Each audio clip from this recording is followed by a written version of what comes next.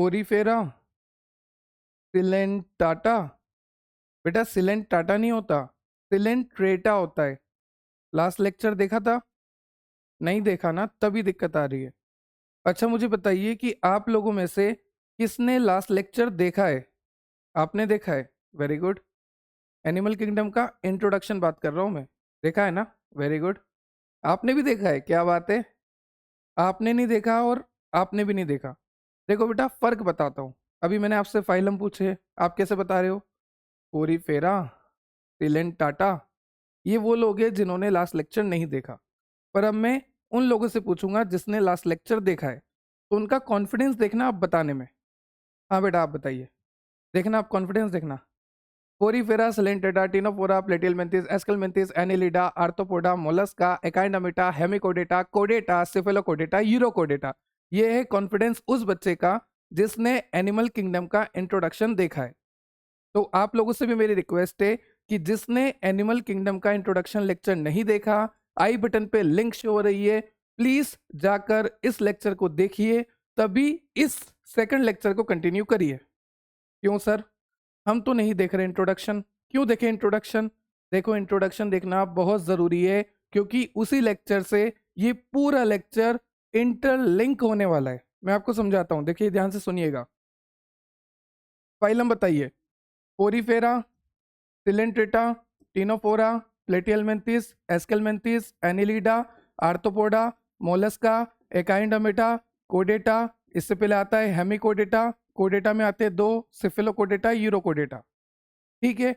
अब मैंने आपको लास्ट लेक्चर में बहुत सारी प्रॉपर्टीज इनकी बताई है, जैसे कि कहाँ पर इन फाइलम में कहाँ पर सेलुलर लेवल ऑफ ऑर्गेनाइजेशन देखने को मिलेगा, कहाँ पर टिश्यू लेवल ऑफ ऑर्गेनाइजेशन देखने को मिलेगा, कहाँ पर ऑर्गन लेवल ऑफ ऑर्गेनाइजेशन देखने को मिलेगा, और कहाँ पर आपको ऑर्गन सिस्टम देखने को मिलेगा।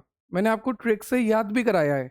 फिर मैंने आपको बताया है कि कहाँ पर किस तरह की सिमेट्री देखने को मिलेगी, कौन एसिमेट्रिकल होगा, कौन यहाँ पर रेडियल सिमेट्री शो करेगा, कौन यहाँ पर बाइलेटरल सिमेट्री शो करेगा।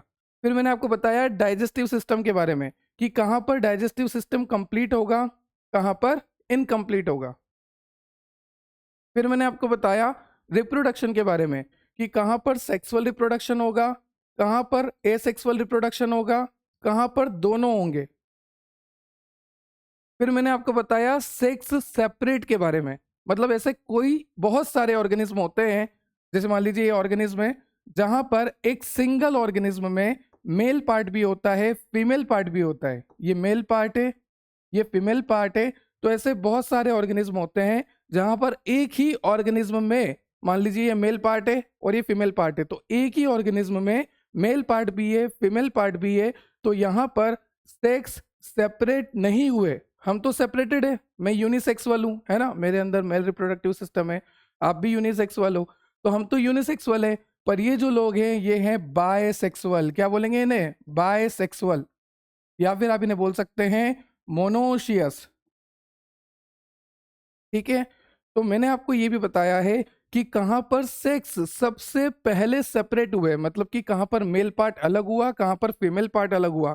जैसे ये ऑर्गेनिज्म है, इसमें मेल रिप्रोडक्टिव सिस्टम है, ये ऑर्गेनिज्म है, इसमें फीमेल रिप्रोडक्टिव सिस्टम है। तो मैं बताऊँ कहाँ पर हुआ था? यहाँ पर नहीं हुआ, यहाँ पर नहीं हुआ, यहाँ पर नहीं हुआ, यहाँ पर भी नहीं हुआ। सबसे पहले यहाँ पर सेक्स सेपरेट हुआ था, मतलब कि पोरीफेरा में नहीं है, सिलेंट्रेटा में नहीं है, टिनोफोरा में नहीं है, प्लेटियलमेंथिस में नहीं है। सबसे पहले सेक्स सेपरेट हुआ था एस्केलमेंथिस में। यहाँ पर मेल रिप्रोडक्टिव सिस्टम अलग ऑर्गेनिज्म में था और फीमेल रिप्रोडक्टिव सिस्टम अलग ऑर्गेनिज्म में था।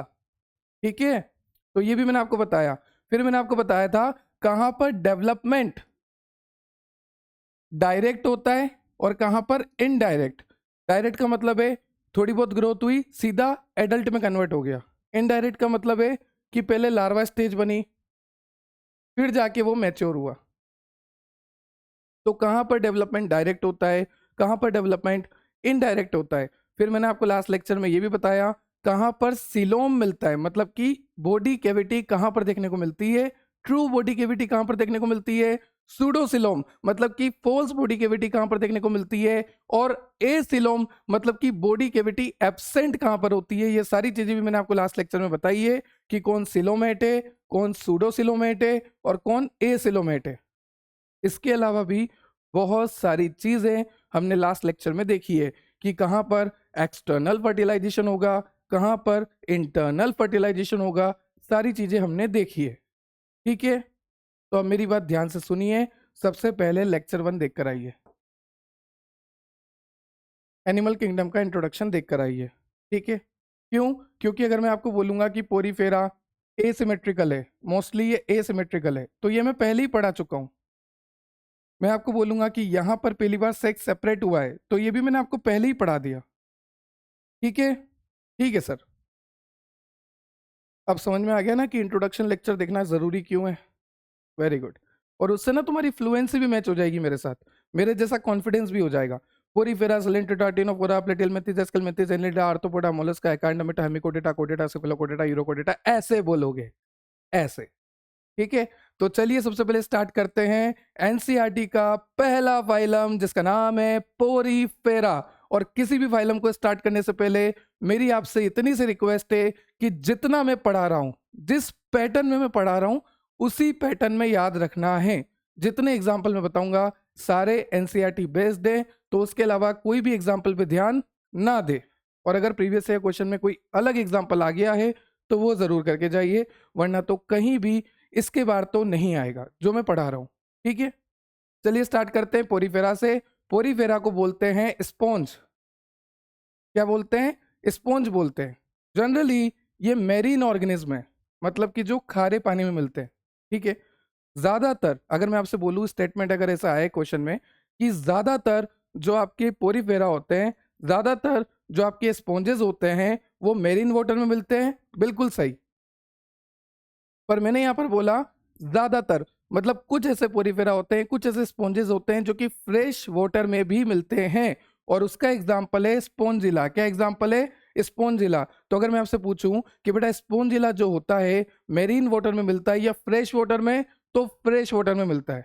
ठीक है, चलिए उसके बाद ज्यादातर पोरीफेरा मोस्टली ये कैसे होते हैं? एसिमेट्रिकल होते हैं, मतलब इन्हें मैं काटने की कोशिश करूंगा तो ये दो हिस्सों में, बराबर दो हिस्सों में नहीं कटेंगे, ये एसिमेट्रिकल होते हैं। ये सबसे प्रिमिटिव है, क्योंकि आप देखिए हम स्टार्ट कहां से कर रहे हैं? पोरीफेरा से। पोरीफेरा से स्टार्ट कर रहे हैं, तो पोरीफेरा सबसे पुराने हैं। फिर उसके बाद क्या आएगा?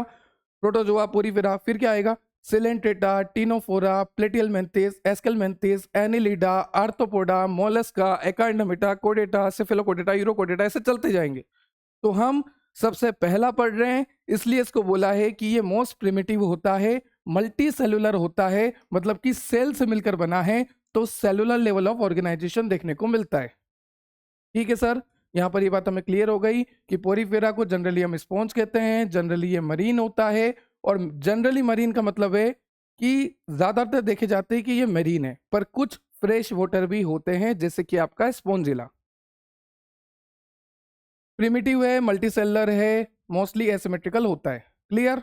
अब इसके स्ट्रक्चर में आपको दिखाता हूं, क्योंकि पोरीफेरा में एक स्पेशल केनाल सिस्टम देखने को मिलता है। एक स्पेशल केनाल सिस्टम होता है जिसको कहते हैं वाटर ट्रांसपोर्ट सिस्टम, और we can say canal system. तो पोरीफेरा की खास बात क्या है कि यहाँ पर वाटर ट्रांसपोर्ट सिस्टम या फिर वाटर केनाल सिस्टम आपको देखने को मिलता है। तो अगर पोरीफेरा की स्ट्रक्चर देखें तो सबसे पहले आपको दिख रहा है एक बड़ा सा पोर। इस बड़े से पोर को हम कहते हैं आउटलेट पोर, और नाम से पता लग रहा आउटलेट मतलब कि बाहर निकालने वाला, बाहर निकालने वाला। तो जब आप पोरीफेरा की स्ट्रक्चर देखोगे तो सबसे पहले आपको दिखेगा एक आउटलेट पोर। उस आउटलेट पोर का नाम होता है ऑस्क्यूलम, और आप देख सकते हैं ये एक ही है, तो ये सिंगल आउटलेट पोर होता है, बहुत ही बड़ा पोर होता है, और यहां से सब बाहर निकलने का काम होता है, तो इसको कहते हैं ऑस्क्यूलम। क्लियर? ठीक है सर। जो बड़ा सा पोर होता है उसको कहते हैं आउटलेट पोर, नाम से पता लग रहा आउटलेट मतलब कि यहाँ से सब बाहर निकलेगा। और ये जो बड़ा सा सिंगल पोर है, एक ही है, सिंगल ही है, बड़ा है, तो ये जो बड़ा सा सिंगल आउटलेट है इसको कहते हैं ऑस्कुलम। सर बाहर निकालने के लिए तो कुछ है, अंदर लाने के लिए भी कुछ होगा, तो अंदर लाने के लिए यहाँ पर छोटे छोटे पोर्स होते हैं। ये जो छोटे छोटे पोर्स आपको दिख रहे हैं इन्हें कहते हैं इनलेट पोर। क्या कहते हैं? इनलेट पोर। और इनलेट पोर का नाम होता है ओस्टिया। क्या होता है? ओस्टिया। और आप देख सकते हैं ये बहुत सारे हैं। ये माइन्यूट होते हैं, मतलब कि छोटे होते हैं, बहुत सारे होते हैं, ये इनलेट पोर होते हैं और इनका नाम होता है ओस्टिया। ठीक है सर, हमें क्लियर हो गया। इनलेट पोर मतलब कि पानी को अंदर लाने वाले, बहुत छोटे छोटे होते हैं, माइन्यूट होते हैं, बहुत सारे होते हैं, मल्टीपल होते हैं। ठीक है, और इसका नाम है ओस्टिया। फिर पानी को बाहर निकालने के लिए एक आउटलेट पोर होता है और उस आउटलेट पोर को हम ऑस्कुलम कहते हैं, जो कि एक सिंगल होता है, बड़ा होता है, सिंगल होता है, लार्ज होता है, आउटलेट पोर होता है जिसका नाम होता है ऑस्कुलम। जब आप इस पोरीवेरा की स्ट्रक्चर को ध्यान से देखोगे तब आपको देखने को मिलेगा यहां पर बीच में एक स्पेशल सेल का अरेंजमेंट होता है जिसका नाम होता है कोएनोसाइट सेल। क्या बोलेंगे? कोएनोसाइट सेल, या फिर आप बोल सकते हैं कोलर सेल। आप देखिए, ये स्पेशल सेल का अरेंजमेंट होता है जिसको बोलते हैं कोएनोसाइट सेल या फिर कोलर सेल। और ये कोलर सेल जो होती है फ्लैजिलेटेड होती है। कैसी होती है बच्चों? फ्लैजिलेटेड होती है, मतलब कि इस कोलर सेल में फ्लैजिला प्रेजेंट होते हैं और ये फ्लैजिला वाटर के करंट को मेंटेन करते हैं, मतलब कि कितना पानी आएगा कितना पानी जाएगा, वाटर के करंट को मेंटेन करने का काम किसका होता है? फ्लैजिला का। और ये फ्लैजिला कहाँ पर प्रेजेंट होते हैं? इस स्पेशल सेल में। इस स्पेशल सेल का नाम है कोइनोसाइट सेल और कोलर सेल। ठीक है सर। नेक्स्ट आपको यहाँ पे बता रखा है कि यहाँ पर जो बीचों बीच कैविटी होती है उसको कहते हैं स्पोंजोसिल। क्या नाम होता है? स्पोंजोसिल। और अगर ये बीचों बीच है तो इसको बोला जाता है स्पोंजोसिल सेंटर कैविटी। क्या बोला जाता है? स्पोंजोसिल सेंटर कैविटी। अब इसके बाद एक बार रिवीजन कर लेते हैं फिर आगे चलते हैं, है ना, क्योंकि याद करना ज़रूरी है। ठीक है सर। पोरीफेरा को हम कॉमनली स्पॉन्ज नाम से जानते हैं। जनरली ये मरीन होते हैं, कुछ फ्रेश वाटर होते हैं जैसे कि स्पॉन्जिला। मोस्टली ये एसिमेट्रिकल होते हैं, ये प्रिमिटिव होते हैं, मल्टीसेलर होते हैं। यहाँ पर सेलुलर लेवल ऑफ ऑर्गेनाइजेशन देखने को मिलता है। इसके पास एक स्पेशल वाटर ट्रांसपोर्ट सिस्टम होता है जिसको हम केनाल सिस्टम कहते हैं। यहाँ पर एक आउटलेट पोर होता है जो कि बड़ा होता है, एक सिंगल आउटलेट पोर होता है, बड़ा होता है, इसका नाम होता है ऑस्कुलम। इनलेट पोर की बात करें तो बहुत सारे छोटे छोटे इनलेट पोर होते हैं। तो यहाँ पे लिखा है माइन्यूट मतलब छोटे, मैनी मतलब बहुत सारे, इनलेट पोर होते हैं जिसका नाम हमने रखा ओस्टिया। फिर हमने देखा अंदर एक स्पेशल सेल मिलती है, उस सेल को बोलते हैं कोइनोसाइट सेल या फिर कोलर सेल, जिसमें फ्लैजिला होते हैं और ये फ्लैजिला वाटर के करंट को मेंटेन करते हैं। क्या करते हैं? वाटर के करंट को मेंटेन करते हैं। फिर हमने देखा बीचों बीच एक कैविटी मिलती है जिसका नाम है स्पोंजोसेल कैविटी। और अगर ये बीचों बीच मिल रही है तो इसको बोल रहे हैं स्पोंजोसेल सेंटर कैविटी। ठीक है। अब अगर मैं आपसे बोलूं कि ये जो स्पोंजोसेल सेंटर कैविटी है इसके चारों तरफ क्या है, तो आप बोलोगे इसके चारों तरफ है कोएनोसाइट सेल। तो एनसीईआरटी लिखती है कि जो स्पोंजोसेल सेंटर कैविटी है उसको चारों तरफ से लाइन किया हुआ है कोएनोसाइट सेल ने। क्या ये सही लिखती है? बिल्कुल सही लिखती है। स्पोंजोसेल सेंटर कैविटी को चारों तरफ से लाइन किया हुआ है आपके कोएनोसाइट सेल ने। क्लियर? यहां पर लिखा भी है मैंने। अब देखो सर, एक बात बताओ, ये जो पानी अंदर आ रहा है ना, इनलेट पोर से, और ये जो पानी बाहर जा रहा है, इसका क्या रोल है? ये पानी अंदर क्यों आ रहा है, ये बाहर क्यों जा रहा है, इसका रोल क्या है? इसका रोल ये है बेटा कि अगर पानी में कुछ फूड पार्टिकल होंगे तो वो इसके अंदर आ जाएंगे, है ना, वो इसके अंदर आ जाएंगे। साथ ही साथ पानी में जो डिजोल्व ऑक्सीजन होती है वो भी साथ में अंदर आ रही है। तो पानी में जो फूड पार्टिकल होते हैं वो भी साथ में अंदर आ रहे हैं, पानी में जो डिजोल्व ऑक्सीजन होता है वो भी साथ में अंदर आ रहा है। और साथ ही साथ अगर गेमेट को आना होगा तो गेमेट कैसे आएगा? पानी के थ्रू आएगा। तो पानी जब अंदर आएगा तब गेमेट भी ले आएगा। ठीक है सर। पानी जब अंदर आ रहा है ऑक्सीजन लेके आ रहा है, पानी जब अंदर आ रहा है फूड लेकर आ रहा है, पानी जब अंदर आ रहा है गेमेट लेके आ रहा है। क्या बात है? अब यहां पर ध्यान से सुनना कि पानी जब बाहर निकल रहा है तो हमारा एक्सक्रीटरी वेस्ट को रिमूव कर रहा है। पानी जब बाहर निकल रहा है तो क्या कर रहा है? एक्सक्रीटरी वेस्ट को रिमूव कर रहा है, हमारा नहीं, पोरीफेरा के एक्सक्रीटरी वेस्ट को रिमूव कर रहा है। क्लियर? चलिए, तो यहाँ पर लिखा भी है this pathway of water transport is helpful in, एक तो फूड लाने में हेल्पफुल है, गेमेट लाने में हेल्पफुल है, रेस्पिरेटरी एक्सचेंज मतलब ऑक्सीजन लाएगा, CO2 निकाल देंगे, तो रेस्पिरेटरी एक्सचेंज के लिए बहुत इंपॉर्टेंट है। वेस्ट को रिमूव करना है तो आउटलेट पोर्ट से निकाल दो ना। ठीक है, वेस्ट को रिमूव करने के लिए। क्लियर? फिर मैंने आपको बोला कोइनोसाइट सेल और collar cell lines the spongocoel cavity. ये मैंने आपको पहले ही बता दिया कि ये जो स्पोंजोसिल सेंटर कैविटी है इसको लाइन करता है कोइनोसाइट सेल या फिर आप बोल सकते हैं कोलर सेल। क्लियर? फिर नेक्स्ट आपको यहाँ पे लिखा है डाइजेशन इंट्रासेलुलर होता है, पहले हमने देख लिया, ठीक है। पहले कहाँ पर, फर्स्ट लेक्चर में, इंट्रोडक्शन लेक्चर में। The body is supported by A skeleton. अब जब मैं पोरीफेरा की स्ट्रक्चर को देखूंगा तो मुझे पता लगेगा कि यहाँ पर जो बॉडी है वो स्केलेटल से सपोर्ट होती है, ठीक है। और ये जो इसका स्केलेटन बना होता है, ये बना होता है स्पाइक्यूल्स का। किसका बना होता है, स्पाइक्यूल्स का, ठीक है सर। जो पोरीफेरा होता है उसकी बॉडी जो है स्केलेटल से सपोर्ट होती है, और उसका जो स्केलेटन होता है वो बना होता है स्पाइक्यूल्स का। स्पाइक्यूल्स का मतलब होता है कांटे। और ये कैसे कांटे होते हैं, कैल्शियम कंटेनिंग स्पाइक्यूल्स। इन स्पाइक्यूल्स में क्या होता है, कैल्शियम होता है। कैल्शियम कंटेनिंग स्पाइक्यूल्स, स्पाइक्यूल्स का मतलब कांटे, तो इसको बोलते हैं कैल्शियस स्पीसीज। यहाँ पर कैल्शियम मिलता है इसलिए कैल्शियस स्पीसीज, ठीक है। साथ ही साथ यहाँ पर होता है स्पोंजिन फाइबर। क्या देखने को मिलता है, स्पोंजिन फाइबर। ये स्पोंजिन फाइबर इसको स्ट्रक्चर सपोर्ट प्रोवाइड करता है और फ्लेक्सिबिलिटी प्रोवाइड करता है। ये जो फ्लेक्सिबल है ना, पानी को इनलेट आउटलेट, ये जो फ्लेक्सिबिलिटी है ये कौन प्रोवाइड करता है, स्पोंजिन फाइबर। और ये जो स्ट्रक्चर में सपोर्ट प्रोवाइड कर रहा है ये भी कौन प्रोवाइड करता है, यही फाइबर जिसका नाम है spongin fibre. So the body of Porifera is supported by a skeleton made up of spicules. Spicule contain calcium and spongin fiber which provide structure, support and flexibility. Clear? ठीक है sir, रुको मैं थोड़ी सांस ले लेता हूँ, तब तक तुम रिवाइज करो मन में कि हाँ ऐसा ऐसा होता है, ऐसा ऐसा होता है, ठीक है। चलिए आगे देखते हैं। Sexes are not separate. यहाँ पर सेक्सेस सेपरेट नहीं होते, और सेक्सेस सेपरेट होंगे भी कैसे, मैंने आपको स्टार्टिंग में बताया कि जैसे मान लीजिए ऑर्गेनिज्म है, यहाँ पर मेल पार्ट है और इसी ऑर्गेनिज्म के अंदर फीमेल पार्ट भी है ना। तो अभी तक सेक्स सेपरेट ही नहीं हुए, सेक्स सेपरेट आगे जाके होंगे। जैसे पोरीफेरा में नहीं होगा, सिलेंट्रेटा में नहीं होगा, टीनोफोरा में नहीं होगा, प्लेटियलमेंथिस में नहीं होगा, इन सभी जगह सेक्स सेपरेट होंगे ही नहीं। सेक्स सेपरेट सबसे पहले ही एस्केलमेंथिस में होगा, है ना। तो अभी तक जितने भी आप पढ़ोगे एस्केलमेंथिस तक, उन सभी में सेक्स सेपरेट नहीं होंगे। मतलब एक ही ऑर्गेनिज्म में मेल पार्ट भी है और उसी ऑर्गेनिज्म में फीमेल पार्ट भी है। क्लियर? चलिए बहुत अच्छी बात है। तो सेक्स जिसमें सेपरेट नहीं होते उसको कहते हैं हर्मेफ्रोडाइट। क्या कहते हैं, हर्मेफ्रोडाइट, या फिर आप बोल लीजिए हर्मेफ्रोडाइट, हाँ एक ही बात है। Sexes are not separate, hermaphrodite, that is egg and sperm are produced by the same individual. एक ही ऑर्गेनिज्म है, इधर से एग आ रहा है, इधर से स्पर्म आ रहा है, ठीक है। यहाँ पर कोई तलाश की जरूरत नहीं है। स्पॉन्जेस रिप्रोड्यूस एसेक्सुअली भी करते हैं और सेक्सुअली भी करते हैं। सेक्सुअली मतलब कि गैमेट का फॉर्मेशन करेंगे, और एसेक्सुअली याद करो हमने फंजाई में पढ़ा था कि वहां पर फ्रेगमेंटेशन होती है, बडिंग होती है, तो ये भी एसेक्सुअली रिप्रोड्यूस करते हैं फ्रेगमेंटेशन से।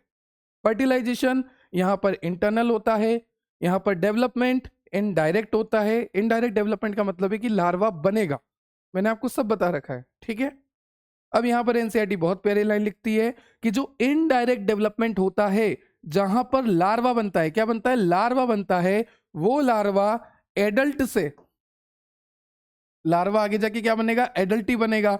तो यहाँ पे जो लार्वा बन रहा है, ये लार्वा एडल्ट से बिल्कुल डिफरेंट होगा। एनसीईआरटी क्या लिखती है कि जो लार्वा बन रहा है ना डेवलपमेंट के दौरान, तो वो जो लार्वा है वो एडल्ट से पूरी तरह से डिफरेंट होगा। किसके केस में, पोरीफेरा के केस में, ठीक है। ठीक है सर, क्लियर हुआ पोरीफेरा पूरा। चलिए अब इसके एग्जाम्पल देखते हैं पोरीफेरा के। पोरीफेरा में आपको दे रखा है सबसे पहले साइकोन। क्या दे रखा है, साइकोन, इसको एक और नाम से जानता है साइफा। फिर आपको दे रखा है यू स्पोंजिया। क्या दे रखा है, यू स्पोंजिया। सर ये यू स्पोंजिया आते ही आप ऐसे ऐसे क्यों करने लग गए, नहाने क्यों लग गए?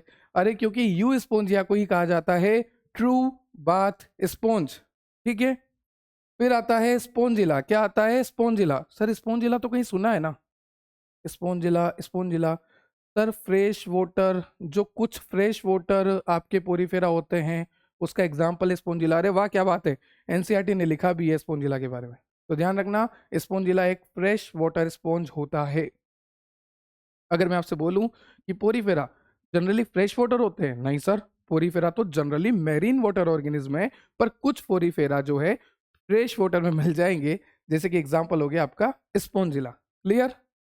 तो क्या अभी पोरीफेरा क्लियर है? अब पोरीफेरा से कोई भी क्वेश्चन आ जाए आप कर दोगे? चलिए बहुत बढ़िया। पोरीफेरा के बाद चलते हैं अगला बहुत ही अच्छा सिलेंट्रेटा। क्या फाइलम है? सिलेंट्रेटा। और इसी सिलेंट्रेटा को कहते हैं निडेरिया। क्या कहते हैं? निडेरिया। सर और कोई नाम नहीं मिला? इतने अच्छे अच्छे नाम है, जैसे शुभम है ना, इतने अच्छे अच्छे नाम है सर। तो फिर ये क्या है? Coelenterata, Cnidaria. देखो बेटा बताता हूँ, सिलेंट्रेटा इसको क्यों कहा गया, क्योंकि यहाँ पर एक कैविटी मिलती है, उस कैविटी को कहते हैं सिलेंटिरॉन। क्या कहते हैं? सिलेंटिरॉन। इसलिए इसको कहा गया सिलेंट्रेटा। तो सिलेंट्रेटा क्यों कहा गया बेटा? क्योंकि यहाँ पर एक कैविटी मिलती है जिसको क्या बोलते हैं? सिलेंटिरॉन। क्या बोलते हैं? सिलेंटिरॉन। और निडेरिया क्यों कहा गया उसको समझो, क्योंकि यहाँ पर एक स्पेशल सेल मिलती है जिसका नाम है नीडोसाइट। अभी हम क्या देख रहे हैं? सेकंड फाइलम पे आ गए हैं। हमारा पोरीफेरा खत्म हो गया, हमने सिलेंट्रेटा को स्टार्ट किया है। फिर स्टार्ट करते ही हमारे मन में ये सवाल आया, कभी कभी एयरफॉल हो रहा है देखो, मेरे मन में सवाल आ रहा है, क्योंकि ख्याल तो आएगा नहीं, हम मेडिकल स्टूडेंट है, ख्याल किसका ही करें, ये सवाल खत्म हो जाए वही बहुत है। मैथ वालों से तो अच्छा है ना, वो एक्स को ढूंढते रहते हैं, हम नेक्स्ट पे देखते हैं। इधर देखो बेटा, तो सिलेंट्रेटा की बात कर रहे हैं। सिलेंट्रेटा का नाम सिलेंट्रेटा क्यों रखा गया? क्योंकि यहाँ पर एक कैविटी मिलती है जिसका नाम है सिलेंटिरोन। क्या नाम है? सिलेंटिरोन। और फिर अगर मैं बोलूं कि सिलेंट्रेटा का एक और नाम निडेरिया क्यों रखा गया, क्योंकि यहाँ पर एक स्पेशल सेल मिलती है, उस स्पेशल सेल का नाम है नीडोसाइट। कौन सी साइट? नीडोसाइट। और इसी नीडोसाइट को एक और नाम से जाना जाता है, नीडोब्लास्ट। किस नाम से जाना जाता है? नीडोब्लास्ट। ठीक है सर, हमें क्लियर हो गया कि सिलेंट्रेटा क्यों कहा गया, क्योंकि यहाँ पर कैविटी मिलती है सिलेंटिरॉन। और निडेरिया क्यों कहा गया, क्योंकि यहाँ पर एक स्पेशल सेल मिलती है जिसका नाम है नीडोसाइट, या फिर आप बोल लीजिए नीडोब्लास्ट। सर ये क्या लेके आए हो बेटा? ये जो सिलेंट्रेटा और निडेरिया होते हैं ना, इनमें इस तरह से क्या होता है पता है? टेंटिकल होते हैं, इस तरह से टेंटिकल होते हैं, टेंटिकल। ठीक है, इसलिए आपको दिखाने को लाया हूँ कि यहाँ भी टेंटिकल होते हैं। और एक बात और देखो, इनके टेंटिकल्स पे, जैसे मान लीजिए टेंटिकल है, तो इनके टेंटिकल पे ये एक ही बता पाऊंगा, ये इनके टेंटिकल है ना। इनके टेंटिकल पे अगर आप यहाँ पर देखोगे, टेंटिकल्स पे प्रेजेंट होती है ये सेल जिसका नाम है नीडोसाइट। ठीक है सर, समझ में आ गया कि ये जो निडेरिया होते हैं इनमें टेंटिकल्स प्रेजेंट होते हैं, और इनके टेंटिकल के ऊपर प्रेजेंट होती है सेल जिसका नाम है नीडोसाइट या नीडोब्लास्ट। क्लियर? चलिए बहुत बढ़िया, अति उत्तम, क्या बात है। तो हमने देख लिया सिलेंट्रेटा क्यों कहते हैं, हमने कह दिया निडेरिया क्यों कहते हैं, क्योंकि यहाँ पर एक स्पेशल सेल मिलती है जिसका नाम है नीडोब्लास्ट, नीडोसाइट। और ये नीडोसाइट मिलती कहाँ पर है? टेंटिकल्स पे मिलती है, और पूरी बॉडी पे भी देखने को मिलती है। तो टेंटिकल पे देखने को मिलेगी, बॉडी पे देखने को मिलेगी, उस सेल का नाम क्या है? नीडोसाइट या फिर नीडोब्लास्ट। क्लियर? अब देखो यहाँ पर, अगर मैं इस सेल को ध्यान से देखूं, इस नीडोसाइट सेल को, नीडोब्लास्ट सेल को ध्यान से देखूं, तो मुझे यहाँ पर देखने को मिलेगा नेमेटोसिस्ट। सर क्या क्या नाम है? अरे सुनो तो सही बेटा, सब याद हो जाएगा। मुझे यहाँ पर क्या देखने को मिलेगा? निमेटोसिस्ट। ठीक है, निमेटोसिस्ट को एक और नाम से जानते हैं स्टिंगिंग कैप्सूल। क्या नाम से जानते हैं? Stinging capsule. वापस बोल देता हूँ, देखो ये फाइलम सबसे बड़ा है, इसलिए इसको अच्छे से पढ़ो। ठीक है, मतलब अभी जो आज हम पढ़ेंगे उसमें सबसे बड़ा यही है, इसलिए इसको आराम से पढ़ो। वापस बोल देता हूँ, सिलेंट्रेटा को सिलेंट्रेटा क्यों कहा गया? क्योंकि यहाँ पर एक कैविटी मिलती है सिलेंटिरोन। निडेरिया क्यों कहा गया? क्योंकि यहाँ पर एक स्पेशल सेल मिलती है जिसका नाम है नीडोब्लास्ट, या फिर आप बोल लीजिए नीडोसाइट। और ये नीडोसाइट सेल कहाँ पर देखने को मिलेगी? टेंटिकल के ऊपर देखने को मिलेगी, और पूरी बॉडी पे देखने को मिलेगी। तो यहाँ पर मैंने लिखा है present on tentacle and the body.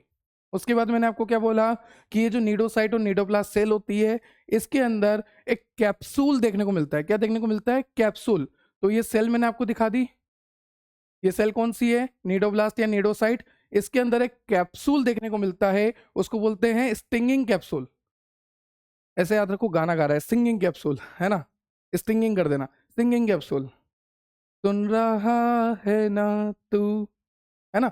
तो सिंगिंग कैप्सूल बोल लो, पर याद रखना स्टिंगिंग कैप्सूल। क्या बोलोगे? स्टिंगिंग कैप्सूल देखने को मिलता है, और उसी स्टिंगिंग कैप्सूल को हम कहते हैं नेमेटोसिस्ट। क्या कहते हैं? नेमेटोसिस्ट। क्या यहां तक मेरी कही हुई सारी बातें आपको क्लियर है? तो हम आगे चले सर, आगे अभी तो इतना सारा बचा हुआ है। अरे बेटा आगे एग्जाम्पल से समझाऊंगा। क्लियर है ये सारी बातें? चलिए, तो अगर हम निडेरिया को स्टार्ट करें, अगर हम सिलेंट्रेटा को स्टार्ट करें, तो हमें क्लियर हो गया कि सिलेंट्रेटा को सिलेंट्रेटा क्यों कहते हैं, निडेरिया को निडेरिया क्यों कहते हैं। सेल जो मिलती है वो कहाँ पर मिलती है, टेंटिकल पे और बॉडी पे। फिर हमने देख लिया इस सेल के अंदर हमें एक स्टिंगिंग कैप्सूल देखने को मिलता है जिसको कहते हैं निमेटोसिस्ट। चलिए स्टार्ट करते हैं इस फाइलम को। ये जो होते हैं एक्वेटिक होते हैं। कैसे होते हैं बच्चों? एक्वेटिक होते हैं। ये मोस्टली मैरीन होते हैं। मोस्टली कैसे होते हैं? मैरीन होते हैं। कुछ सेसाइल होते हैं, मतलब कि एक जगह पे रहते हैं, फिक्स रहते हैं, है ना। कुछ सेसाइल होते हैं, कुछ होते हैं फ्री स्विमिंग, मुड़ते रहते हैं, इधर उधर घूमते रहते हैं, घूमते रहते हैं। तो कुछ तो होते हैं सेसाइल, कुछ होते हैं फ्री स्विमिंग। ठीक है सर, हमें क्लियर हो गया कि ये जो होते हैं एक्वेटिक होते हैं, मोस्टली ये मैरीन होते हैं, सेसाइल होते हैं, फ्री स्विमिंग होते हैं। फिर ये सब मैं क्यों नहीं बता रहा? क्योंकि ये सब हम पहले ही पढ़ चुके हैं कि किसमें रेडियल सिमेट्री देखने को मिलेगी, किसमें बायलैटरल सिमेट्री देखने को मिलेगी, कौन एसिमेट्रिकल होगा। ये सारी चीजें आपको पहले से पता है। ठीक है, एक्वेटिक होते हैं, मोस्टली मैरीन होते हैं, सेसाइल होते हैं, फ्री स्विमिंग होते हैं। यहाँ पर निडोब्लास्ट सेल होती है।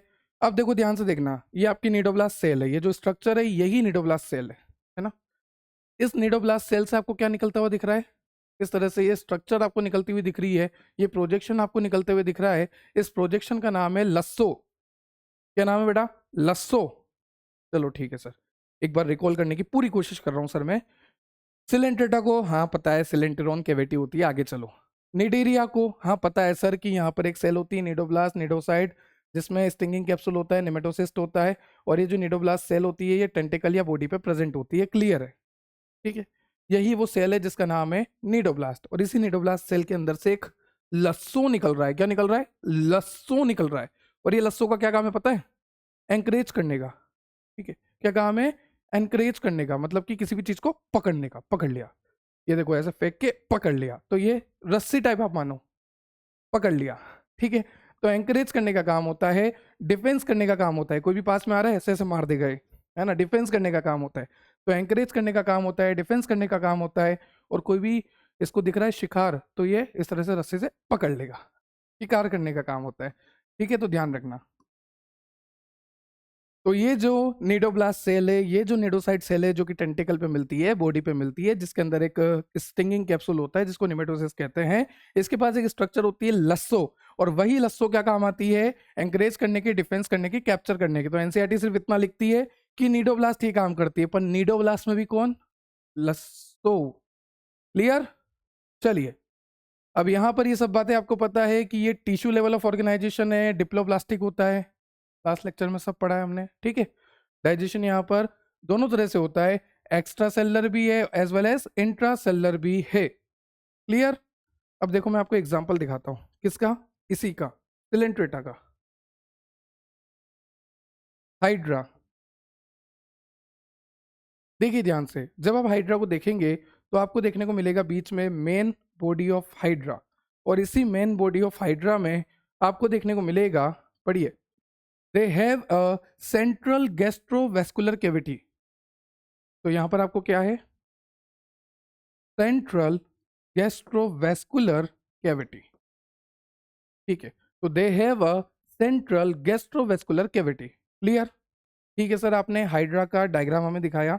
हाइड्रा में बीच में सेंट्रल गैस्ट्रोवेस्कुलर कैविटी देखने को मिल रही है।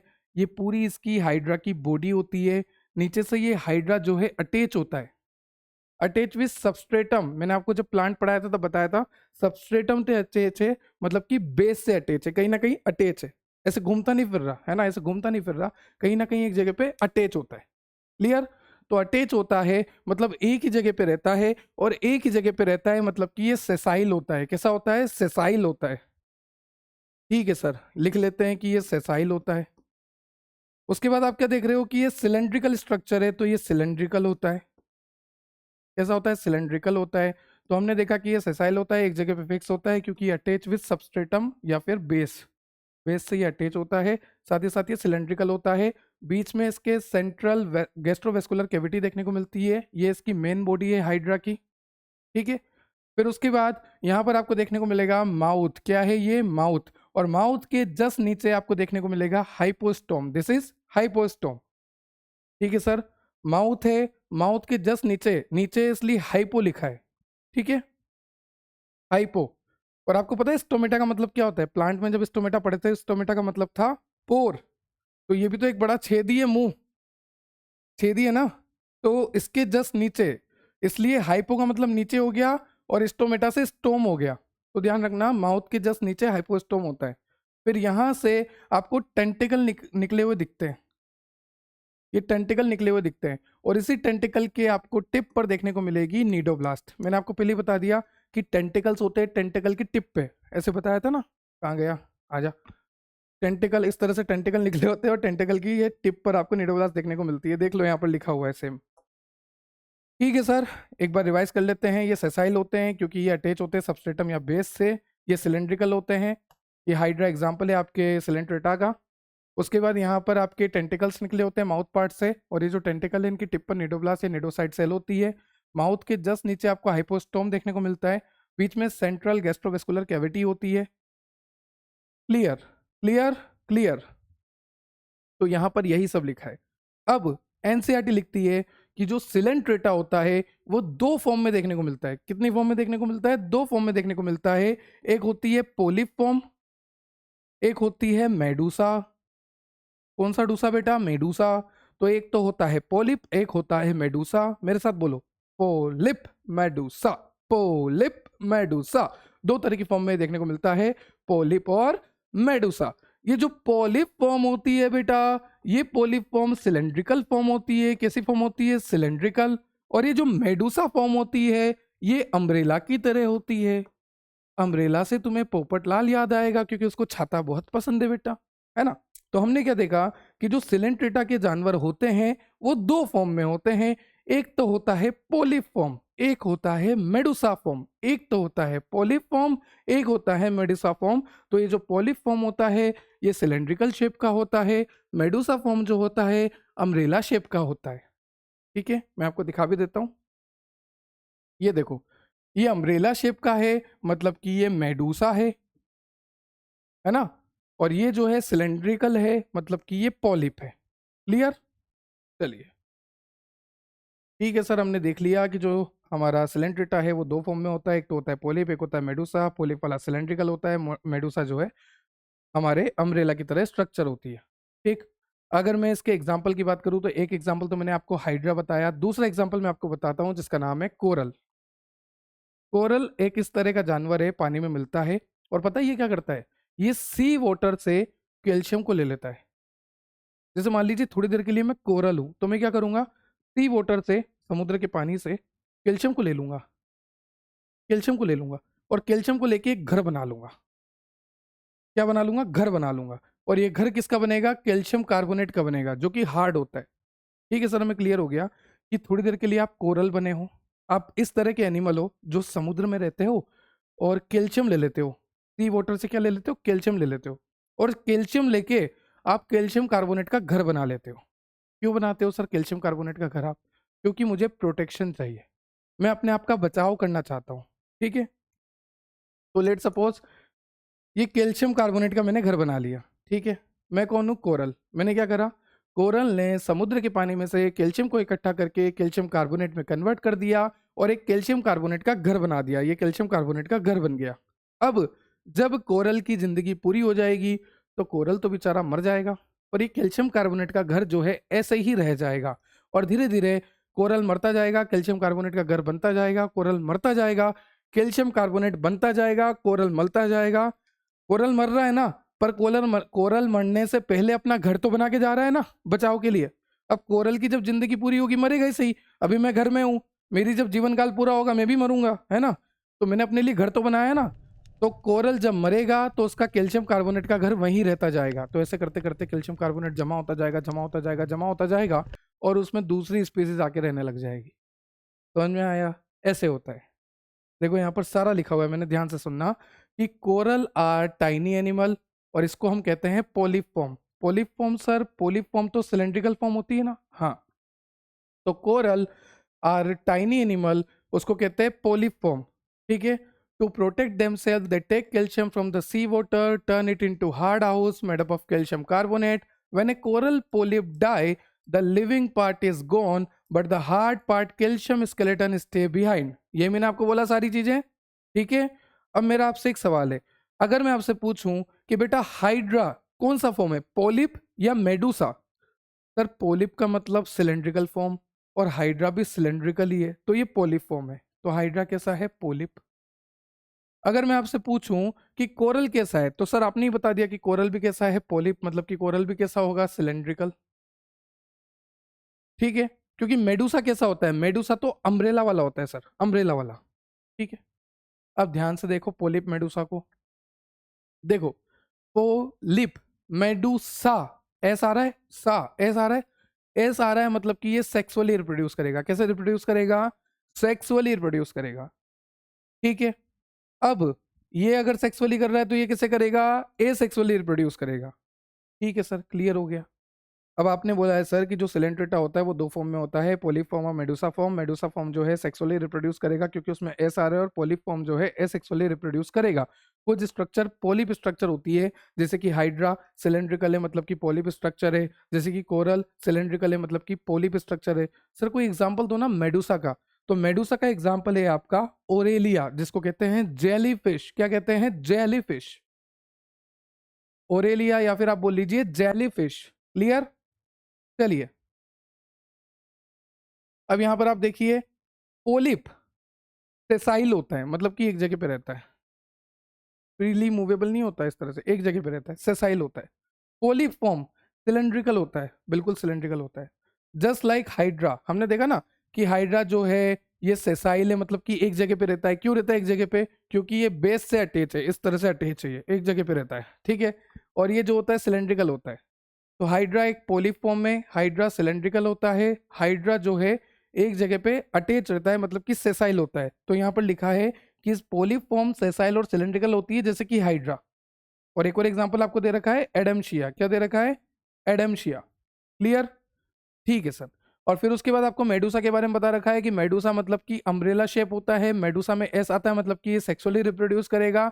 और ये मेडूसा फ्रीली स्विम करता है, कोई रोकने टोकने वाला नहीं है, फ्रीली स्विम करता है। कैसा करता है? फ्रीली स्विम करता है। क्योंकि अगर ये सेसाइल है, मतलब एक जगह पे है, तो इसका उल्टा कर दो, ये जो है फ्रीली स्विम करेगा।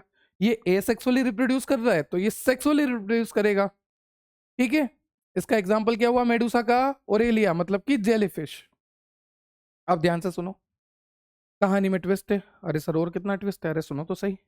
देखो, पोलिप फॉर्म अलग फॉर्म हो गई, मेडूसा फॉर्म अलग फॉर्म हो गई। मेडूसा मतलब कि अम्ब्रेला फॉर्म, पोलिप फॉर्म मतलब कि सिलेंड्रिकल फॉर्म।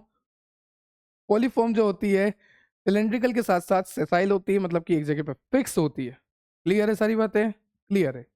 अब ध्यान से सुनो, कुछ सिलेंट्रेट, कुछ सिलेंट्रेटा, जो सिलेंट्रेटा एनिमल होते हैं, कुछ सिलेंट्रेटा ऐसे होते हैं जो पोलिप फॉर्म से मेडूसा फॉर्म बना लेते हैं और मेडूसा फॉर्म से पोलिप फॉर्म बना लेते हैं।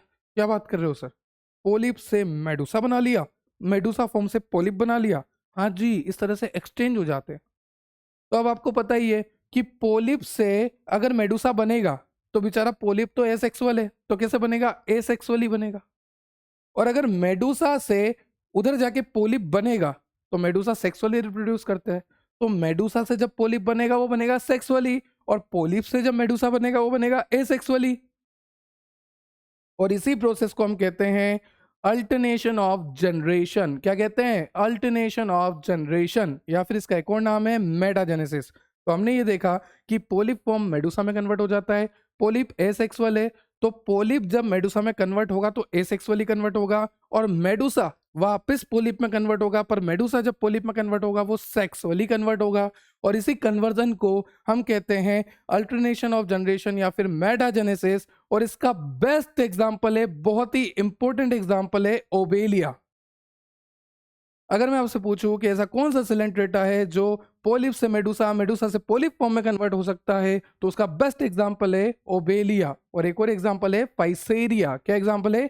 पाइसेरिया। क्लियर?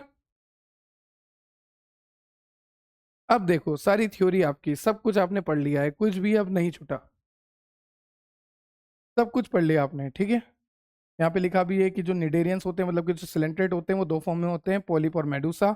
ठीक है, पोलिप फॉर्म जो होती है वो एसेक्सुअली रिप्रोड्यूस करती है, मेडूसा जो है सेक्सुअली रिप्रोड्यूस करती है। ये इस तरह से इंटरकन्वर्टेबल होती है। ठीक है, फिर आपने देखा कि जो हाइड्रा होता है, हाइड्रा सिलेंड्रिकल होता है, सेसाइल होता है। फिर आपने देखा कि जो मेडूसा फॉर्म होती है, मेडूसा फॉर्म का एग्जाम्पल क्या था? मेडूसा फॉर्म का बेस्ट एग्जाम्पल था जेलीफिश। या फिर ओरेलिया। तो यहाँ पर लिखा भी है कि जो मेडुसा फॉर्म होती है, जो अम्ब्रेला शेप होती है, जो फ्री स्विमिंग होती है, उसका बेस्ट एग्जाम्पल है ओरेलिया या फिर आप बोल सकते हैं जेलीफिश। ठीक है। और ये जो दो फॉर्म होती है ये एक दूसरे में कन्वर्ट भी हो जाती है। इस प्रोसेस को बोलते हैं मेटाजेनेसिस या फिर आप बोल सकते हैं अल्टरनेशन ऑफ जनरेशन, जहां पर पोलिप से मेड्यूसा बनेगा तो एसेक्सुअली बनेगा और मेड्यूसा से पोलिप बनेगा तो सेक्सुअली बनेगा। बेस्ट एग्जांपल है ओबेलिया, सीफर कहते हैं इसे। ठीक है। अब सारे एग्जाम्पल याद करने की बारी। पोरीफेरा के कितने एग्जाम्पल थे सर? पोरीफेरा में तो 3 ही देखे थे, ट्राइकोन, यू स्पोंजिया, स्पोंजिला। अब आगे देखो, अब आगे एग्जाम्पल देखो। यहाँ पर सबसे पहला एग्जाम्पल है फाइसेलिया। क्या बोलोगे? फाइसेलिया। फाइसेलिया को कहते हैं पोर्टिग्यूज ऑफ मैन वॉर। ठीक है, Portuguese man of war. Next है आपका एडेम्शिया। एडेम्शिया को कहते हैं सी एनिमोन। क्या कहते हैं? सी एनिमोन। बेटा डोरेमोन नहीं, सी एनिमोन। ठीक है, तो एडेम्शिया को क्या कहते हैं? सी एनिमोन। फिर आता है पेनेट्यूला। क्या आता है? पेनेट्यूला। नाम से पता लग रहा, पेन, पेनेट्यूला, सी पेन कहते हैं इसे। क्या कहते हैं? सी पेन। फिर आता है गोरगोनिया। क्या आता है बच्चों? गोरगोनिया। गोरगोनिया को कहते हैं सी पेन। ऐसे याद रखो, गौर से देखो उस फैन को। याद हो गया? गोरगोनिया, गौर से देखो। किसको देखना है? पेन को। तो गोरगोनिया को कहते हैं सी पेन। फिर आ गया मैनेड्रीना। क्या बोलोगे? मैनेड्रीना। और यहां पर जो रीना है, ऐसे याद रखो, रीना, अभी तुम्हें याद रह जाएगा। जो रीना है उसमें दिमाग बहुत है बेटा। ठीक है, ब्रेन कोरल कहते हैं। क्या कहते हैं? Brain coral. सारे एग्जांपल याद हो गए? वापस बोल देता हूं। Physalia, Portuguese man of war, Adamsia, sea anemone, Pennatula, मतलब कि पेन आ गया तो सी पेन। गौर से देखो उस फैन को। और रीना में दिमाग बहुत ज्यादा होता है। क्लियर? फिर एग्जांपल मैंने आपको पहले ही बता दिए, पोलिप फॉर्म और मेड्यूसा फॉर्म। आप देख सकते हैं दिस इज मेड्यूसा फॉर्म, क्योंकि ये अम्ब्रेला शेप होता है ना। और मेड्यूसा का एग्जांपल भी आपको पता है। मेड्यूसा का एग्जांपल है जेलीफिश या फिर इसको कहते हैं ओरेलिया। तो ये हो गया ओरेलिया। फिर आप देख रहे हैं यहाँ पर हाइड्रा, एडेम्सिया, ये सारे सेसाइल होते हैं, नॉन मूवेबल होते हैं, क्योंकि एक जगह पे ये फिक्स है। ठीक है, यहाँ पर आपको टेंटिकल्स वगैरह देखने को मिलते हैं। फिर ये नीडोब्लास्ट सेल है, यहाँ से ये लस्सो निकल रहा है। यही लस्सो एनकरेज में काम आता था, है ना, प्रोटेक्शन में काम आता था, डिफेंस में काम आता था, कैप्चर ऑफ प्रे में काम आता था, किसी भी को पकड़ना है तो काम आता था। क्लियर है? तो ये आपका सिलेंट्रेटा निडेरिया भी हुआ। क्लियर? ये बहुत बड़े फाइलम थे। फिर आता है टीनोफोरा। क्या नाम है बच्चों? टीनोफोरा। और ऐसे याद रखना है कि यहां पर आती है टीना। कौन आती है? टीना। और टीना को वॉलनट बहुत पसंद है, मतलब कि अखरोट बहुत पसंद है। टीना को बाल बनाना बहुत पसंद है, मतलब कि कंघा करना बहुत पसंद है। चाहे टीना के सर में 8 बाल हो, पर टीना को कंघा करना बहुत पसंद है। टीना में सिर्फ और सिर्फ सेक्सुअल रिप्रोडक्शन देखने को मिलता है। मैंने बोला यार टीना तेरे सर में तो सिर्फ 8 बाल हैं, तो उन्हें ही कंघा करती रहती है, तुझे अखरोट भरे पसंद है, तू सिर्फ जो सेक्सुअल रिप्रोडक्शन करती है, तेरे में ये इतनी सारी अकड़, ये किस बात को लेकर है? तो टीना बोलती है कि मेरे अंदर बायोलुमिनेसेंस होता है और ये बायोलुमिनेसेंस मेरा एक यूनिक कैरेक्टर है। मैंने कहा अच्छा, बायोलुमिनेसेंस होता क्या है वैसे? तो टीना बोलती है मेरे अंदर से लाइट इमिट होती है, मैं चमकती हूं, मैं ग्लो करती हूं, मेरे अंदर से लाइट इमिट होती है, उसे बायोलुमिनेसेंस कहते हैं। क्या बात है सर? मतलब कि ये जो टीना है इसे कहते हैं सी वॉलनट, क्योंकि हमने बोला कि टीना को अखरोट बड़े पसंद है, बोला था ना। फिर मैंने आपको बोला कि टीना दिन भर कंघे करती रहती है, कंघा करती रहती है। भले टीना के सर में 8 बाल है, फिर भी टीना दिन भर कंघा करता रहती है। मतलब कि टीना में 8 कॉम्प्लेट्स देखने को मिलेगी, 8 रोज ऑफ कॉम्प्लेट्स देखने को मिलेगी। जैसे कि आप देख सकते हैं 1 2 3 4 5 6 7 8। इसलिए मैंने आपको बोला कि भले टीना के सर में 8 बाल हो, टीना कंघा करती रहती है। इसका मतलब है कि यहाँ पर 8 रोज ऑफ सीलिएटेड कॉम्ब प्लेट्स देखने को मिलेगा। और यहाँ पर उस कंघे में सीलिया है। देखो, अगर मैं आपको कंघा दिखाता हूं तो ये जो कंघा है, यहाँ पर ये छोटे छोटे मान लीजिए सीलिया है। क्या है ये? छोटे छोटे सीलिया। और सीलिया है तो क्या काम करेंगे? लोकोमोशन का काम करेंगे, मूवमेंट का काम करेंगे। किसका काम करेंगे? लोकोमोशन का काम करेंगे, मूवमेंट का काम करेंगे। तो यहाँ पर लिखा हुआ है ये भी। ठीक है सर, हमने बोला था टीना के सर में चाहे 8 बाल हो फिर भी टीना कंघा करती है, मतलब कि 8 रोज ऑफ सिलेटेड कॉम्प्लेट्स, और ये सिलेटेड है मतलब कि लोकोमोशन में हेल्प करेंगे। फिर आपने बोला टीना को अखरोट बहुत पसंद है, मतलब कि सी वॉलनट के नाम से भी हम टीना को जानते हैं, और टीना को एक और नाम से जाना जाता है, कॉम्ब जेलिस। क्लियर। फिर आपने बोला सर कि टीना में एक स्पेशल प्रॉपर्टी होती है, एक यूनिक कैरेक्टर होता है जो कि बायोलुमिनेसेंस होता है। हाँ बिल्कुल होता है, देखो यहाँ पर बायोलुमिनेसेंस होता है, the property of a living organism to emit light. ठीक है। फिर आपने बोला सर कि टीना है तो सिर्फ और सिर्फ सेक्सुअल रिप्रोडक्शन करेगी, तो यहां पर लिखा है ओनली रिप्रोड्यूस बाय सेक्सुअल। ठीक है। अब यहां पर जो फर्टिलाइजेशन होता है, फर्टिलाइजेशन यहां पर एक्सटर्नल देखने को मिलता है, और डेवलपमेंट यहां पर इनडायरेक्ट देखने को मिलता है। इनडायरेक्ट का मतलब है कि यहां पर लार्वा स्टेज बनेगा। वैसे तो ये सारे पॉइंट हम पहले ही कवर कर चुके हैं कि यहाँ पर सेक्स सेपरेट नहीं होते, फर्टिलाइजेशन एक्सटर्नल होता है, डेवलपमेंट इनडायरेक्ट होता है, और साथ ही साथ यहाँ पर टिश्यू लेवल ऑफ ऑर्गेनाइजेशन होता है, रेडियल सिमेट्री होती है, डिप्लोब्लास्टिक ऑर्गेनिज्म होते हैं। ये सारा हमने लास्ट लेक्चर में ट्रिक से याद किया है। ठीक है। तो ये सारे पॉइंट्स को अगर मैं हटाऊं और यहाँ पर मेन पॉइंट्स की मैं बात करूं तो वो सब क्या है वो मैं आपको बता देता हूँ। सबसे पहले टीना को हम सी वॉलनट कहते हैं, फिर कॉम जेलीज के नाम से भी जाना जाता है। उसके बाद ये एक्सक्लूसिवली मेरीन होते हैं। टीना बोलती है मैं तो सिर्फ खारे पानी में मिलूंगी, सिर्फ और सिर्फ मेरीन वाटर में मिलूंगी, मैं उस साफ पानी में नहीं मिलूंगी, मैं सिर्फ और सिर्फ मेरीन वाटर में मिलूंगी। कौन कहती है? टीना। तो टीना आर एक्सक्लूसिवली मरीन, सिर्फ और सिर्फ आपको मेरीन वाटर में ही देखने को मिलेगी। ठीक है। उसके बाद यहाँ पर 8 external rose of ciliated कॉम्प्लेट्स present होती है, और ध्यान रखना 8, इसलिए मैंने आपको पहले ही बता दिया, क्योंकि नीट में क्वेश्चन आता है ना तो क्या करते हैं, 6 कर देते हैं। और आप क्या देखते हो कि हाँ यार एक्सटर्नल रोज ऑफ सिलिएटेड कॉम्प्लेट्स तो होती है, आप नंबर तो भूल जाते हो कि 6 8, इसलिए मैंने बोला कि टीना के सिर में चाहे 8 बाल हो, टीना फिर भी कंघा करेगी। ठीक है। डाइजेशन यहाँ पर दोनों तरह से होता है, एक्स्ट्रा और इंट्रा, ये भी हम पहले पढ़ चुके हैं। बायोलुमिनेसेंस बहुत इंपॉर्टेंट प्रॉपर्टी है इसकी। रिप्रोडक्शन यहाँ पर सिर्फ सेक्सुअल होगा। अगर मैं इसके एग्जाम्पल की बात करूं तो इसके 2 ही एग्जाम्पल एनसीईआरटी में दे रखे हैं, प्लूरोब्रेकिया, टीनोप्लेना। कैसे याद रखोगे? देखो पूरा प्लूरोब्रेकिया तो ऐसे याद रखो पूरा प्लेन बन गया फिर भी उस प्लेन पे ब्रेक लग गया। प्लूरोब्रेकिया पूरा प्लेन बन गया फिर भी उस प्लेन पे ब्रेक लग गया। ठीक है, प्लूरोब्रेकिया याद हो गया। फिर अगर प्लेन पे ब्रेक लगा तो प्लेन किसने बनाया था पता है? प्लेन बनाया था टीना ने। ठीक है सर, याद कर लेते हैं। टीना का प्लेन था टीनो प्लेना, पर उस पूरे प्लेन पे ब्रेक लग गया, प्लूरो ब्रेकिया। याद हो गए दोनों एग्जाम्पल। और ये जो एग्जाम्पल एनसीईआरटी में आपको डायग्रामेटिक रिप्रेजेंटेशन दे रखा है, ये है आपका प्लूरो ब्रेकिया। क्लियर? ठीक है सर।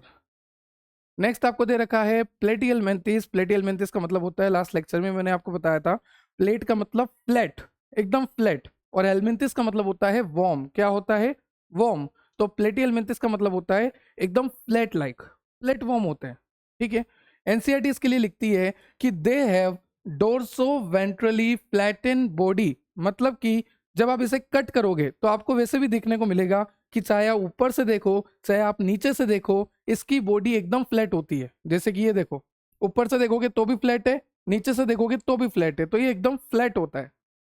तो एनसीईआरटी लिखती है they have dorsoventrally flattened body and hence are called flat worm, इसलिए इसको क्या कहते हैं? फ्लैट वॉर्म कहते हैं। तो प्लेटी एलमेंथिस, प्लेटी नाम से पता लग रहा है एकदम फ्लैट, एकदम प्लेट की तरह एकदम फ्लैट, तो ये होते हैं फ्लैट वॉर्म। ज्यादातर ये पैरासाइट होते हैं। और कैसे पैरासाइट होते हैं? एंडो पैरासाइट होते हैं। मतलब कि जैसे मान लीजिए थोड़ी देर के लिए मैं हूँ प्लेटी हेलमेंथिस, मतलब कि एक फ्लैट वॉर्म हूँ मैं, है ना, इस तरह से एकदम फ्लैट वॉर्म हूँ मैं थोड़ी देर के लिए। अब मैं देखूंगा कि यार मुझे तो न्यूट्रिशन चाहिए, मैं कौन हूँ थोड़ी देर के लिए? प्लेटी हेलमेंथिस, मतलब कि एक फ्लैट वॉर्म हूँ मैं फ्लैट वॉर्म हूँ, मैं देख रहा हूँ कि मुझे न्यूट्रिशन चाहिए, तो मैं किसी एनिमल को नुकसान पहुंचा सकता हूँ या फिर किसी ह्यूमन को भी नुकसान पहुंचा सकता हूँ। अगर मुझे न्यूट्रिशन चाहिए होगा तो मैं किसी एनिमल को नुकसान पहुंचाऊंगा या फिर किसी ह्यूमन को नुकसान पहुंचाऊंगा, इसलिए मुझे पैरासाइट कहा गया। क्या कहा गया? पैरासाइट कहा गया। और बॉडी के अंदर जाके नुकसान पहुंचाऊंगा, एंडो पैरासाइट कहा गया।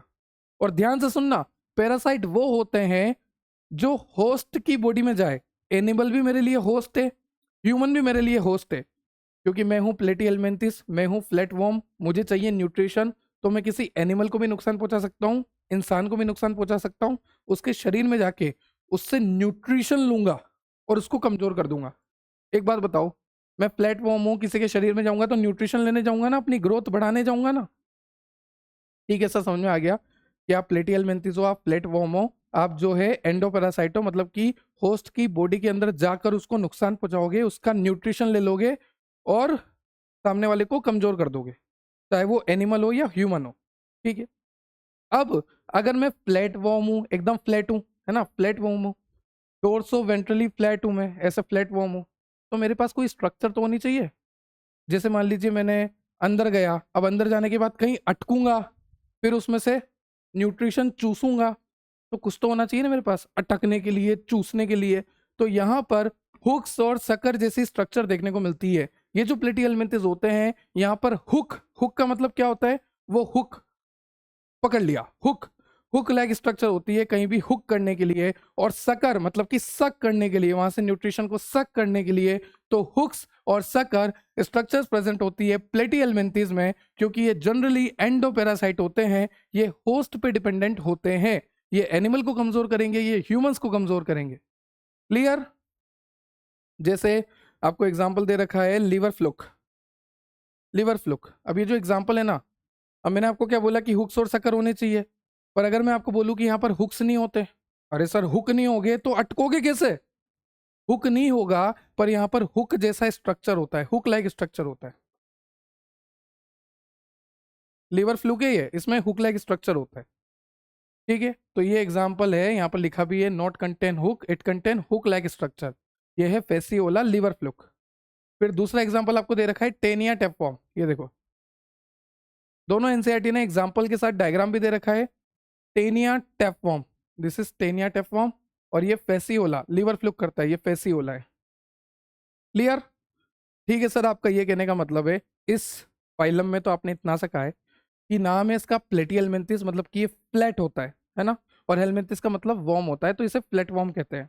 टोर्सो वेंट्रली फ्लैटेंड बॉडी होती है अकॉर्डिंग टू एनसीईआरटी की, और इसमें हुक्स एंड सकर होते हैं। हुक्स ताकि ये अटैच हो सके, सकर ताकि ये न्यूट्रिशन को सक कर सके। ठीक है, एग्जाम्पल फिर आपने बताया। अब कुछ प्लेटिहेल्मिन्थिस ऐसे होते हैं, सम ऑफ देम, कुछ ही प्लेटिहेल्मिन्थिस ऐसे होते हैं जो कि एब्जॉर्ब कर लेते हैं न्यूट्रिशन को उनकी बॉडी से।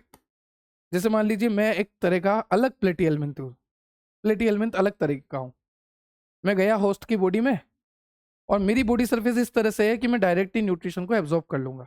तो वही लिखा है कि कुछ ऐसे होते हैं प्लेटिहेल्मिन्थिस जो होस्ट की बॉडी में जाते हैं और डायरेक्ट उनकी बॉडी सरफेस से ही वो क्या करते हैं, सक कर लेते हैं जो भी उनको न्यूट्रिशन वगैरह चाहिए होता है।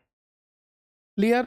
यहां पर एक स्पेशल सेल होती है जिसको कहते हैं फ्लेम सेल। क्या नाम है? Flame cell. और यही फ्लेम सेल रेस्पॉन्सिबल होती है ऑस्मो रेगुलेशन के लिए और एक्सक्रीशन के लिए।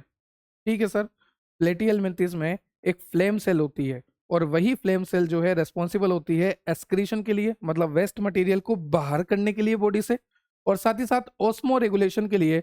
ऑस्मो रेगुलेशन का मतलब होता है कि मेरी बॉडी में वाटर कितना रहना चाहिए उसका मेंटेनेंस रखना, मेरी बॉडी में सॉल्ट का कंसंट्रेशन कितना रहना चाहिए उसका मेंटेनेंस रखना, मतलब कि इलेक्ट्रोलाइट कितना रहना चाहिए उसका मेंटेनेंस रखना। तो इसलिए यहाँ पर लिखा है कि मेरी जो फ्लेम सेल होती है, प्लेटिहेल्मिन्थिस की जो फ्लेम सेल होती है, वो ऑस्मो रेगुलेशन में और एक्सक्रीशन में हेल्प करती है। यहाँ पर भी सेक्स सेपरेट नहीं है, क्योंकि सेक्स सेपरेट तो एस्केल्मेंथिस में होंगे, होंगे ना भाइयों, तो यहाँ पर भी सेक्स सेपरेट नहीं है। बाकी सारी चीजें आपको पता है कि भाई सेक्स सेपरेट नहीं है, डेवलपमेंट इनडायरेक्ट है, कैसा है, सब कुछ आपको पता है। अब यहाँ पर एक और इंपॉर्टेंट बात कि यहाँ पर जो प्लेटिहेल्मिन्थिस होते हैं, प्लेटिहेल्मिन्थिस में कुछ ऐसे एग्जाम्पल है जिसमें हाई रीजनरेशन कैपेसिटी होती है। कुछ प्लेटिहेल्मिन्थिस ऐसे होते हैं जो अगर कट जाए, टूट जाए, तो वह फटाफट रीजनरेट कर लेते हैं, फटाफट ग्रो कर लेते हैं। तो कुछ प्लेटिहेल्मिन्थिस में हाईली रीजनरेशन कैपेसिटी होती है, और उसका बेस्ट एग्जाम्पल है planaria. Planaria possess high regeneration capacity. Clear? अब यहां पर आपको क्या क्या याद रखना है और क्या क्या आपको पहले से याद है? मैं आपको बता देता हूँ, आपको याद रखना है कि ये डोर्सो वेंट्रली फ्लैट होते हैं, मोस्टली एंडोपेरासाइट होते हैं। उसके बाद हुक्स और सकर इसमें प्रेजेंट होते हैं, है ना। यहाँ पर एक स्पेशल सेल होती है फ्लेम सेल, जो कि ऑस्मो रेगुलेशन एक्सक्रीशन में हेल्प करती है। और कुछ मेंबर ऐसे होते हैं जैसे कि प्लेनेरिया, जो कि हाई रिजनरेशन कैपेसिटी रखते हैं। फिर इसके दो एग्जांपल है, टेनिया मतलब कि टैपवॉर्म, और फेसियोला जो कि लीवर फ्लूक कहते हैं जिसको। क्लियर है ये? बाकी सब आपको पहले से याद था। नेक्स्ट चलते हैं आगे, एस्केलमेंथीज। ओहो, पहली बार सेक्स सेपरेट हो गए, देखो मेल अलग फीमेल अलग, पहली बार सेक्स सेपरेट देखने को मिले। और वो कहां देखने को मिले हैं भाइयों? एस्केलमेंथीज में। कहां पर देखने को मिले हैं? एस्केलमेंथीज में। अब यहां पर जो मेल पार्ट होता है वो बहुत हल्का सा कर्व्ड होता है, दिख रहा है ना, हल्का सा यहां पर आपको कर्व्ड दिख रहा है, इस तरह से घुमा हुआ है। पर जो फीमेल पार्ट होता है, एक तो वो बड़ा होता है और एक वो स्ट्रेट होता है। ये इस तरह से यूं घुमा नहीं है ना अंदर, ये क्या है? स्ट्रेट है। कैसा है ये? स्ट्रेट है। क्लियर है? तो फीमेल पार्ट जो होता है लॉन्गर होता है, स्ट्रेट होता है। वहीं अगर मैं देखूं मेल पार्ट, तो वो हल्का सा कर्व्ड होता है और स्मॉल होता है। ठीक है सर, हमने तो डायग्राम से पढ़ लिए 2-3 पॉइंट कि यहाँ पर मेल पार्ट और फीमेल पार्ट अलग अलग होते हैं। ठीक है, मेल पार्ट जो होता है छोटा होता है और हल्का सा कर्व्ड होता है। फीमेल पार्ट जो होता है बड़ा होता है और स्ट्रेट होता है। बिना टॉपिक को शुरू करे हमने 3-4 पॉइंट याद कर लिए। ठीक है, अब देखो एस्केलमेंथिस। एस्केलमेंथिस को कहते हैं राउंड वॉर्म। क्या कहते हैं? Round warm. अब इसे राउंड वॉर्म क्यों कहते हैं? इससे पहले वाले को क्या कहा था? फ्लैट वॉर्म, क्योंकि उसको काटोगे तो भी वो फ्लैट है, वो डोर्सो वेंट्रली फ्लैट होता था। अब आ गया एस्केलमेंथिस, और एस्केलमेंथिस में पहली बार सेक्स सेपरेट हुए हैं, मेल अलग फीमेल अलग। तो हम ये देख रहे हैं कि एस्केलमेंथिस को राउंड वॉर्म क्यों कहते हैं। जैसे सपोज ये एस्केलमेंथिस है, अब मैं इसे यहां से काटूंगा तो अगला भी कैसा दिखेगा? मुझे इस तरह से राउंड ही दिखेगा। फिर काटू काटू काटू काटू तो ये राउंड ही दिखेगा, कहीं से भी काटू। तो इसलिए इसको बोलते हैं राउंड वॉर्म। देखो, the body of Aschelminthes is circular in cross section, hence the name round warm. अगर मैं इसे काटूंगा काटूंगा अंदर से देखूंगा क्रॉस सेक्शन सर्कुलर ही होगा, काटूंगा क्रॉस सेक्शन सर्कुलर ही होगा। तो इसलिए जो क्रॉस सेक्शन काटने के बाद जो क्रॉस सेक्शन है हमारा, ये जो हमारा क्रॉस सेक्शन है, ये सर्कुलर ही देखने को मिलेगा। मैंने आपको बताया ना, काटो ये इस तरह से ही मिलेगा, फिर काटो इस तरह से ही मिलेगा।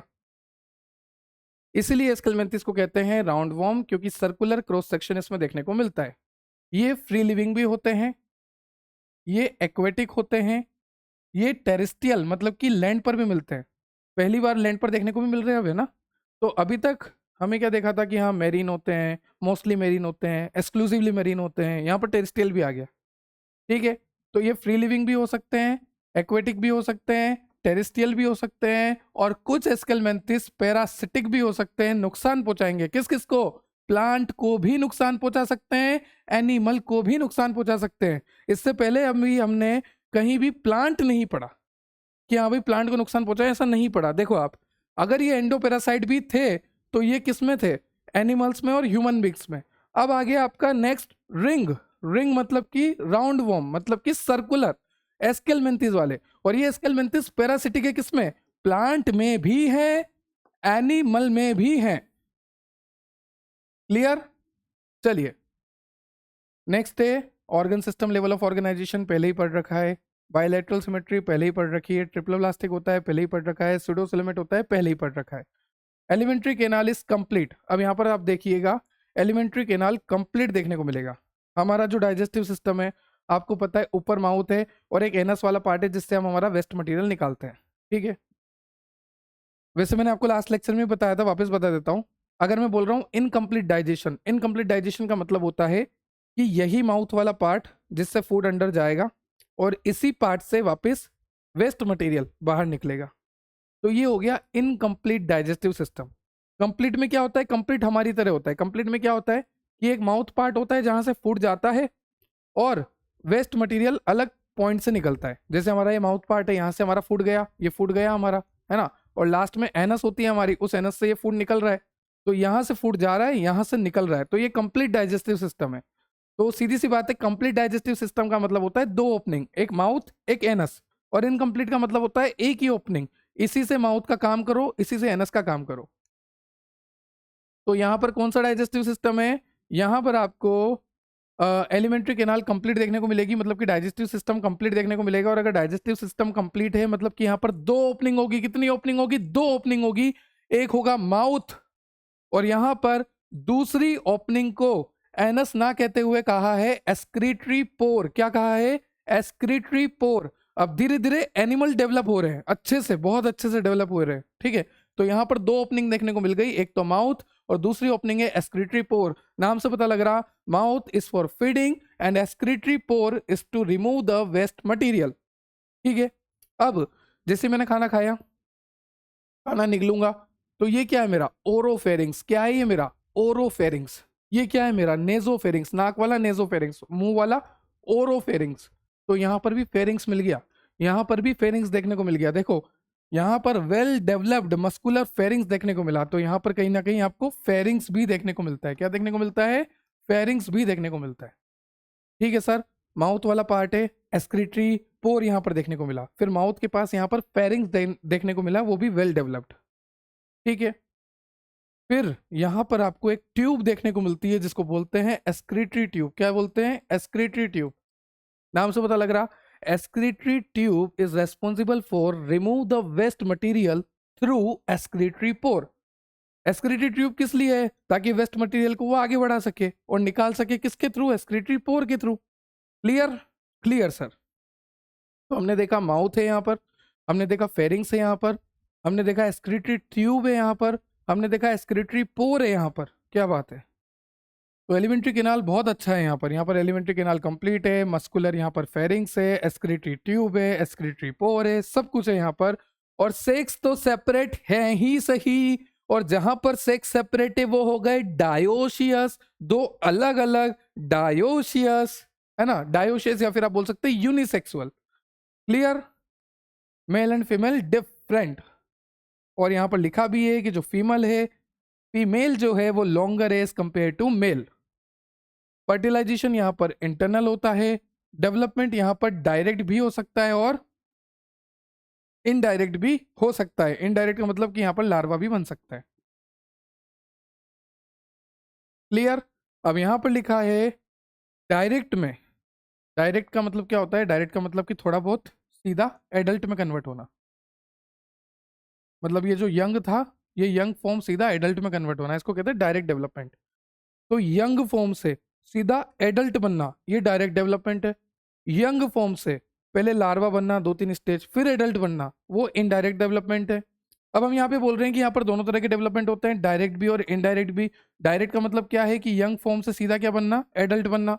अब ध्यान से सुनना, एनसीईआरटी लिखती है कि यहाँ पर जो यंग वन है वो पूरी तरह से रिजेंबल करता है एडल्ट को, मतलब कि यहाँ पर सिमिलरिटीज दिखा रही है। एनसीईआरटी कहती है कि जो डायरेक्ट डेवलपमेंट हो रहा है आपके एस्केलमेंथिस में, उस डायरेक्ट डेवलपमेंट में पता है क्या होता है? यंग को आप सीधा एडल्ट में कन्वर्ट कर देते हो। तो ये जो यंग वन है और ये जो एडल्ट वन है, ये दोनों आपस में रिजेंबलेंस शो करते हैं, आपस में कैरेक्टरिस्टिक फीचर, मतलब कि यहाँ दिखते हैं कि यहाँ एक जैसे ही है, ठीक है। वो बच्चा होता है तो बोलते हैं ना, लड़ते हैं ना, मेरे पे गया मेरे पे गया है, वो वाली बात है। क्लियर? अब यहां पर एग्जांपल आप देखिए, सबसे पहला है एस्केरेसिस राउंड वॉर्म, उचेरिया, उचेरिया इसको बोलते हैं फिलेलियर वॉर्म। फिर आता है एनसाइक्लोस्टोमा जिसको कहते हैं हुक वॉर्म। क्या कहते हैं? Hookworm. तो 3 एग्जांपल आपको एस्केलमेंथिस में दे रखे हैं, Ascaris, roundworm, Wuchereria, filarial worm and Ancylostoma, hookworm. हो जाएगा याद? समझा दिया अच्छे से? क्लियर हो गया? एस्केलमेंथिस को काटोगे तो राउंड देखने को मिलेगा, इसलिए क्या बोलते हैं? इसको बोलते हैं राउंड वॉर्म। क्लियर? नेक्स्ट आ जाइए एनीलिडा। क्या आ जाइए? एनीलिडा। और एनीलिडी का मतलब होता है छोटी छोटी रिंग्स। क्या होता है? छोटी छोटी रिंग्स। तो एनीलिडा, एनीलिडा का मतलब होता है little rings. Annelida they may be aquatic, marine water में भी मिलेंगे, फ्रेश वाटर में भी मिलेंगे, ठीक है। टेरेस्ट्रियल भी हो सकते हैं, जमीन पे भी मिलेंगे, फ्री लिविंग भी हो सकते हैं, और साथ ही साथ पैरासिटिक भी होते हैं। तो मैं आपको बोल रहा हूँ एनीलिडा, एनीलिडा का मतलब होता है छोटी छोटी छोटी रिंग्स। क्योंकि आपको पता है, मैंने आपको एग्जांपल भी दिया था अर्थवॉर्म का। किसका एग्जांपल दिया था? अर्थवॉर्म का। मैंने आपको बोला था कि जब आप अर्थवॉर्म को देखोगे तब आपको पता लगेगा कि अर्थवॉर्म में छोटे छोटे सेगमेंट्स होते हैं, जैसे कि आपको यहाँ पर भी पता लग रहा है। देखो ध्यान से देखना, ये देखो, ये जो छोटे छोटे छोटे छोटे छोटे छोटे छोटे छोटे छोटे छोटे छोटे छोटे सेगमेंट्स हैं, क्या हैं? सेगमेंट्स। यहाँ पर देखो, ये सेगमेंट है, सेगमेंट है, segment segment segment segment segment segment.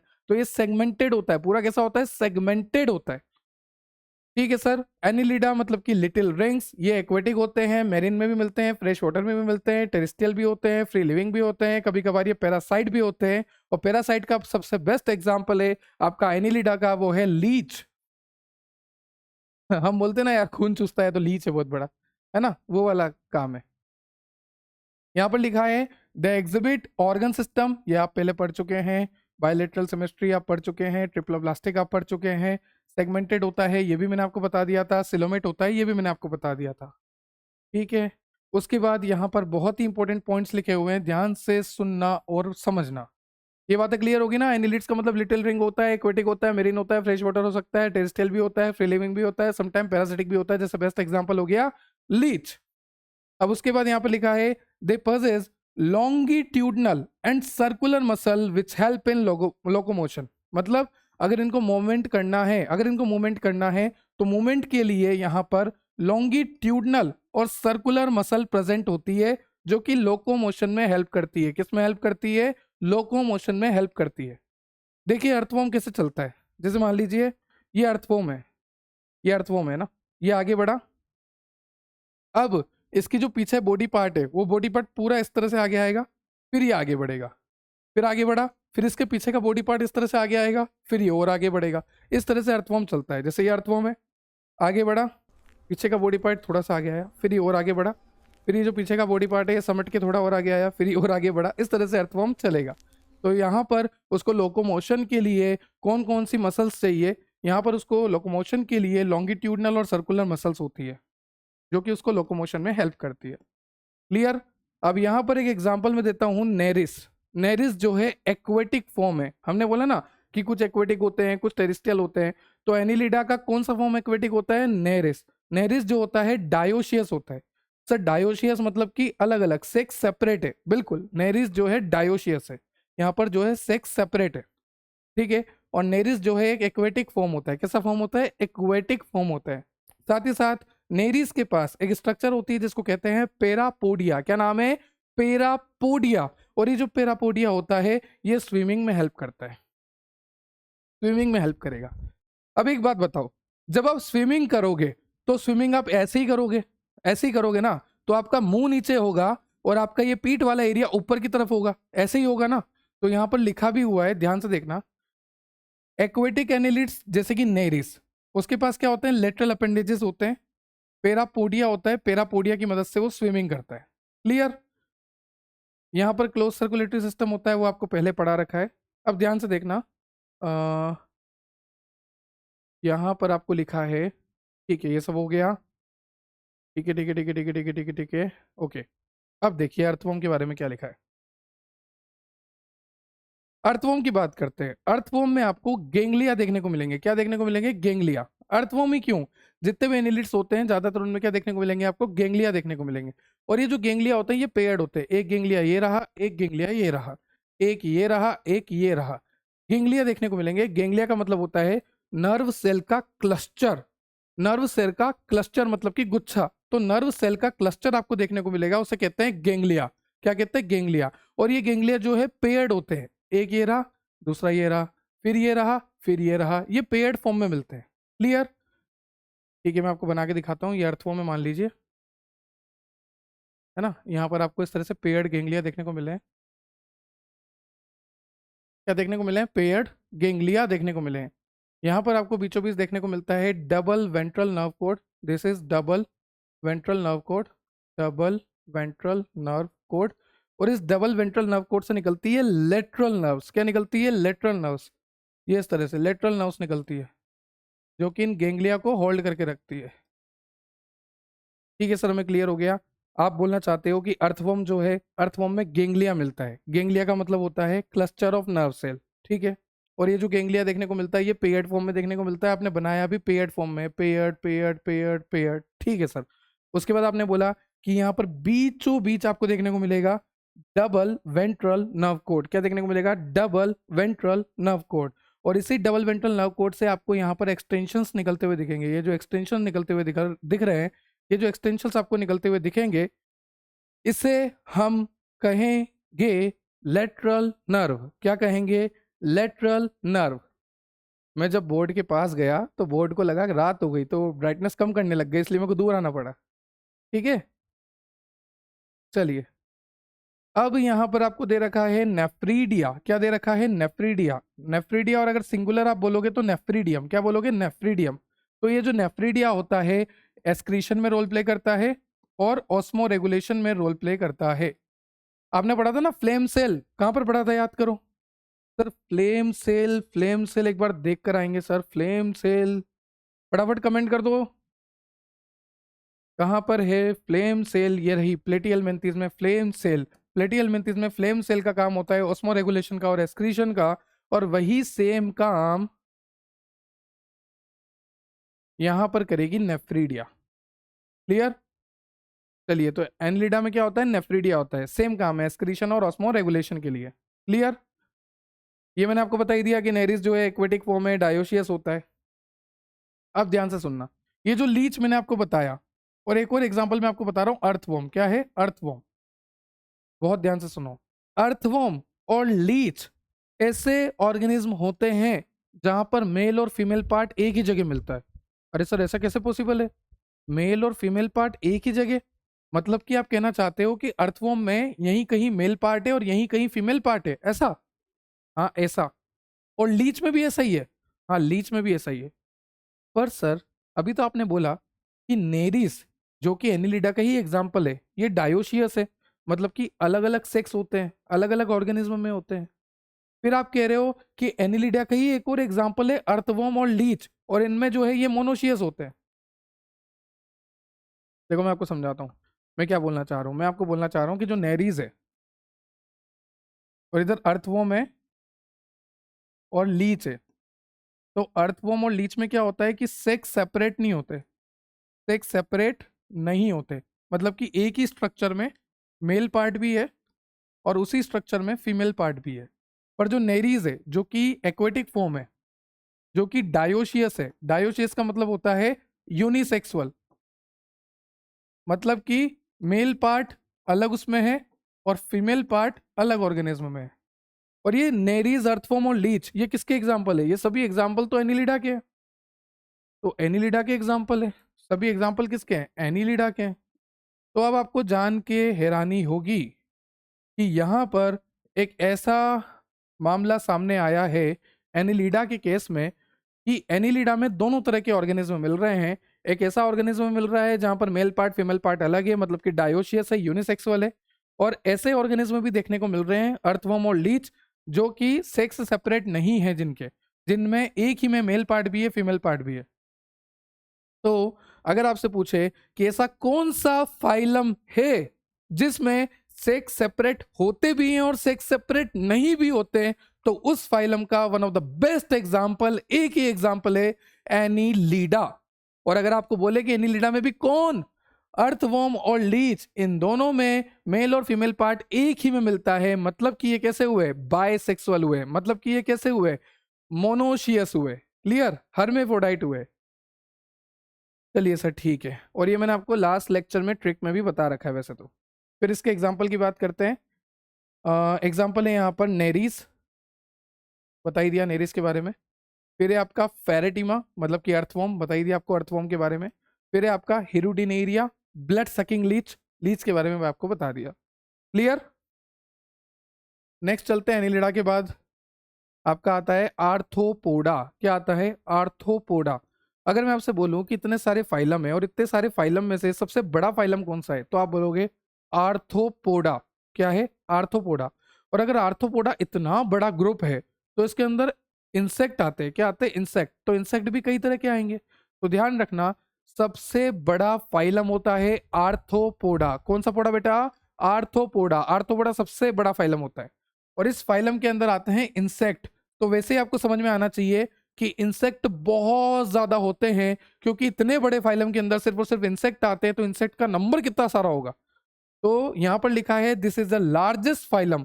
First largest phylum अगर आपसे कोई पूछे तो वो है आर्थ्रोपोडा, और आर्थ्रोपोडा के बाद क्या आता है सर, याद कर लेते हैं। Porifera, Coelenterata, Ctenophora, Platyhelminthes, Aschelminthes, Annelida, Arthropoda. Arthropoda के बाद आएगा मोलस्का। तो मोलस्का हो गया सेकंड लार्जेस्ट फाइलम। ठीक है सर। आर्थ्रोपोडा हो गया फर्स्ट लार्जेस्ट, सबसे बड़ा, सबसे पहला, सबसे ज्यादा बड़ा फाइलम कौन सा होता है, आर्थ्रोपोडा। आर्थ्रोपोडा के बाद सेकंड लार्जेस्ट फाइलम कौन सा होता है, मोलस्का। आर्थ्रोपोडा में क्या रखे जाते हैं, इंसेक्ट रखे जाते हैं। और एनसीईआरटी कहती है over 2/3 of all name species on earth are arthropod. हमारी अर्थ पे जितनी भी नेम स्पीसीज है जिनको हमने नोमेनक्लेचर दे दिया, हमारी अर्थ पे जितनी भी नेम स्पीसीज है उनमें से 2/3 आर्थ्रोपोड है। तो सोचो आर्थ्रोपोडा कितना बड़ा फाइलम है, इंसेक्ट कितने सारे होते हैं, क्योंकि जितने भी स्पीसीज है जिनको नोमेनक्लेचर दे चुके हैं उसमें से 2/3 आर्थ्रोपोड है अकॉर्डिंग टू एनसीईआरटी। यहाँ पर ऑर्गन सिस्टम और लेवल ऑफ ऑर्गेनाइजेशन होता है, ये मैंने आपको पहले ही बता दिया। सिमेट्री विमेट्री ये सब आता है आपको, ठीक है। अब यहाँ पर आपको लिखा है दे हैव काइटिनियस एक्सोस्केलेटन। अब मुझे बताओ ये काइटिन की सेल वॉल कहाँ पर देखी थी सर, फंजाई। याद आ गया ना, फंजाई में भी काइटिन था। तो यहाँ पर जो बॉडी होती है आर्थ्रोपोडा की वो किससे कवर्ड होती है, काइटिन से। मतलब कि इसका जो एक्सोस्केलेटन होता है, बाहर का जो स्केलेटन होता है एक्सोस्केलेटन, उसके ऊपर क्या मिलता है, काइटिन। तो इसलिए बोलते हैं काइटिनियस एक्सोस्केलेटन। यहाँ पर क्या होता है, काइटिनियस एक्सोस्केलेटन होता है, ठीक है। अब कॉकरोच देखा था, कॉकरोच में 3 पार्ट थे, हेड, थोरेक्स और एब्डोमेन। क्या था, हेड, थोरेक्स और एब्डोमेन। तो आर्थ्रोपोडा के अंदर ही आता है वो। तो यहां पर भी आपको 3 पार्ट देखने को मिल रहे हैं, हेड, थोरेक्स, एब्डोमेन। क्या देखने को मिल रहे हैं, हेड, थोरेक्स, एब्डोमेन। अब सपोज थोड़ी देर के लिए मैं कॉकरोच बन जाता हूँ, सर क्या क्या बनोगे सर, अरे कोई बात नहीं, एक ही जिंदगी बनने दो, मैं थोड़ी देर के लिए कॉकरोच हूँ। हेड, थोरेक्स और एब्डोमेन, 3 पार्ट में डिवाइडेड हूँ, हेड, थोरेक्स और एब्डोमेन। अब मेरे ये बॉडी पार्ट से हेड, थोरेक्स और एब्डोमेन, अब यहाँ से जो भी ये स्ट्रक्चर्स निकल रही है, जैसे ये निकल रहा है, ये यहाँ से ये निकल रहा है, ये यहाँ से निकल रहा है ना, ये स्ट्रक्चर निकल रही है, ये मेरे पाँव निकल रहे हैं, पाँव ऊपर नहीं आ रहे।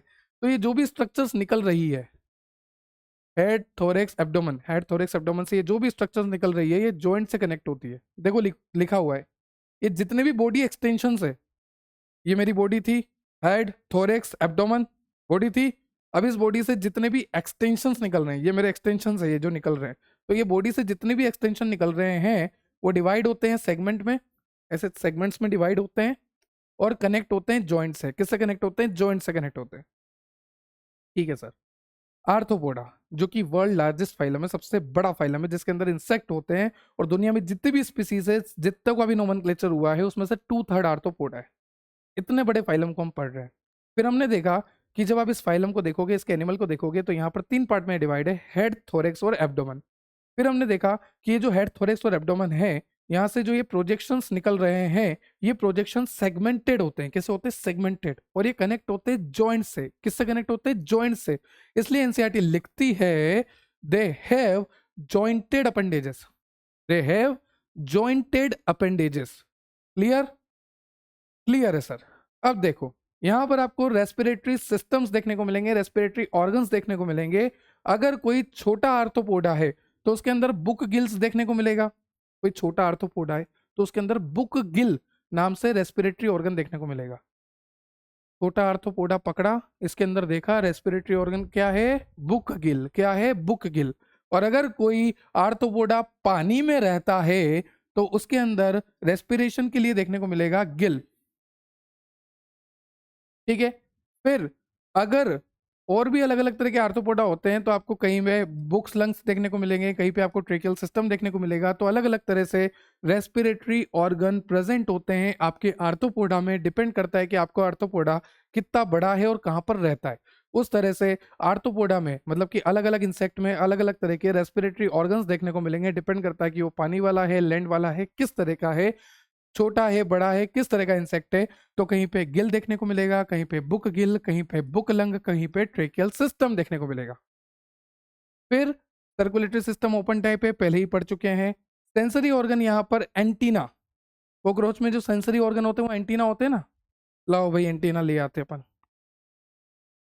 मैं हूं कॉकरोच, मेरी बॉडी कितने पार्ट में डिवाइडेड है, 3 पार्ट में। नाम बोलो भाइयों, हेड, थोरेक्स, एब्डोमेन। और मेरे सर पे ये एंटीना लगा है ना, ये सेंसरी एंटीना है, ये सेंस कर लेगा। रात को निकलूंगा ना मैं, कॉकरोच नॉकटर्नल एनिमल होता है, रात को निकलता है। और कॉकरोच किसके अंदर आता है? आर्थ्रोपोडा के अंदर। तो जब मैं रात को निकलूंगा ना, तो ये जो मेरे ये लगे हुए हैं ना, क्या बोलते हैं इनको, एंटीनास, ये सेंस कर लेंगे कि हाँ भाई कोई आ रहा है, भागो वापस भागो। ठीक है। चलिए, तो यहाँ पर लिखा हुआ है देखो, सेंसरी ऑर्गन लाइक एंटीना यहाँ पे प्रेजेंट होता है, आईज प्रेजेंट होती है, दो तरह की आई होती है इन आर्थ्रोपोडा में। किसी आर्थ्रोपोडा में तो सिंपल आई होती है, जैसे सिंपली आप मुझे देख रहे हो, मैं आपको देख रहा हूँ, है ना। पर कॉकरोच में होती है कंपाउंड आई। कौन सी आई? कंपाउंड आई। कुछ आर्थ्रोपोडा ऐसे होते हैं जैसे कि कॉकरोच, उसमें क्या होती है? कंपाउंड आई। कौन सी आई होती है? कंपाउंड आई। कंपाउंड आई का मतलब होता है 4,000 5,000 टुकड़े कर देती है वो आपको देख के, मतलब ऐसे टुकड़ों में इमेज बनती है, ऐसे टुकड़ों में इमेज बनती है इस तरह से। आप यहाँ पे पूरा दिख रहे हो, पर इस तरह से टुकड़ों में दिख रहे हो उसको, इस तरह से। तो दोनों तरह की आई होती है, सिंपल आई भी होती है, कंपाउंड आई भी होती है। यहाँ पर सेंसरी ऑर्गन एंटीना होते हैं, यहाँ पर स्टेटोसिस्ट प्रेजेंट होता है, जो कि एक बैलेंसिंग ऑर्गन है। क्या है? Balancing organ. कॉकरोच अपने आप को बैलेंस कर लेता है ना, तो वो जो बैलेंसिंग ऑर्गन है वो क्या है? यहाँ पर स्टेटोसिस्ट। ये मोस्टली डायोशियस होते हैं। कैसे होते हैं? Mostly dioecious. फर्टिलाइजेशन यहाँ पर इंटरनल होता है। कैसा होता है? इंटरनल। क्लियर? और यहां पर जो एक्सक्रीशन होगा वो होगा मैल्फीजियन ट्यूब्यूल से। किससे होगा? मैल्फीजियन ट्यूब्यूल से, याद रखना। किसी में फ्लेम सेल से है, किसी में मैल्फीजियन ट्यूब्यूल से है, सभी में एक्सक्रीशन अलग अलग तरीके से है। यहाँ पर जो एक्सक्रीशन होगा वो होगा मैल्फीजियन ट्यूब्यूल से। ये मोस्टली ओवीपेरस होते हैं। ओवीपेरस का मतलब अंडे देने वाले। ये मोस्टली कैसे होते हैं? अंडे देने वाले होते हैं। यहाँ पर डेवलपमेंट डायरेक्ट भी हो सकता है और इनडायरेक्ट भी हो सकता है। क्लियर? क्लियर है सर। अब देखो इसके एग्जांपल आपको दिखा रखे हैं। इकोनॉमिकली इंपोर्टेंट इंसेक्ट आपको बता रखा है कि हमारे लिए कौन से इंसेक्ट बहुत ही ज्यादा जरूरी है। देखो, एपिस, ये जो इंसेक्ट होता है, ये जो मक्खी होती है, मधुमक्खी होती है, ये आपको शहद देगी। हनी भी कहते हैं इसको, सुना है ना? एपिस मेलिफेरा, एपिस इंडिका, ये सब मधुमक्खियों के नाम है। इंडिका अपनी इंडिया की है, तो एपिस, हनी भी। ठीक है। फिर और भी बहुत सारे इंसेक्ट जो हमारे काम आते हैं, जैसे बॉम्बेक्स, सिल्क वॉर्म मिलता है। फिर आपका लेसिफर, जिससे आपको लैक मिलता है, जो कि आपको डाइज वगैरह में काम आता है।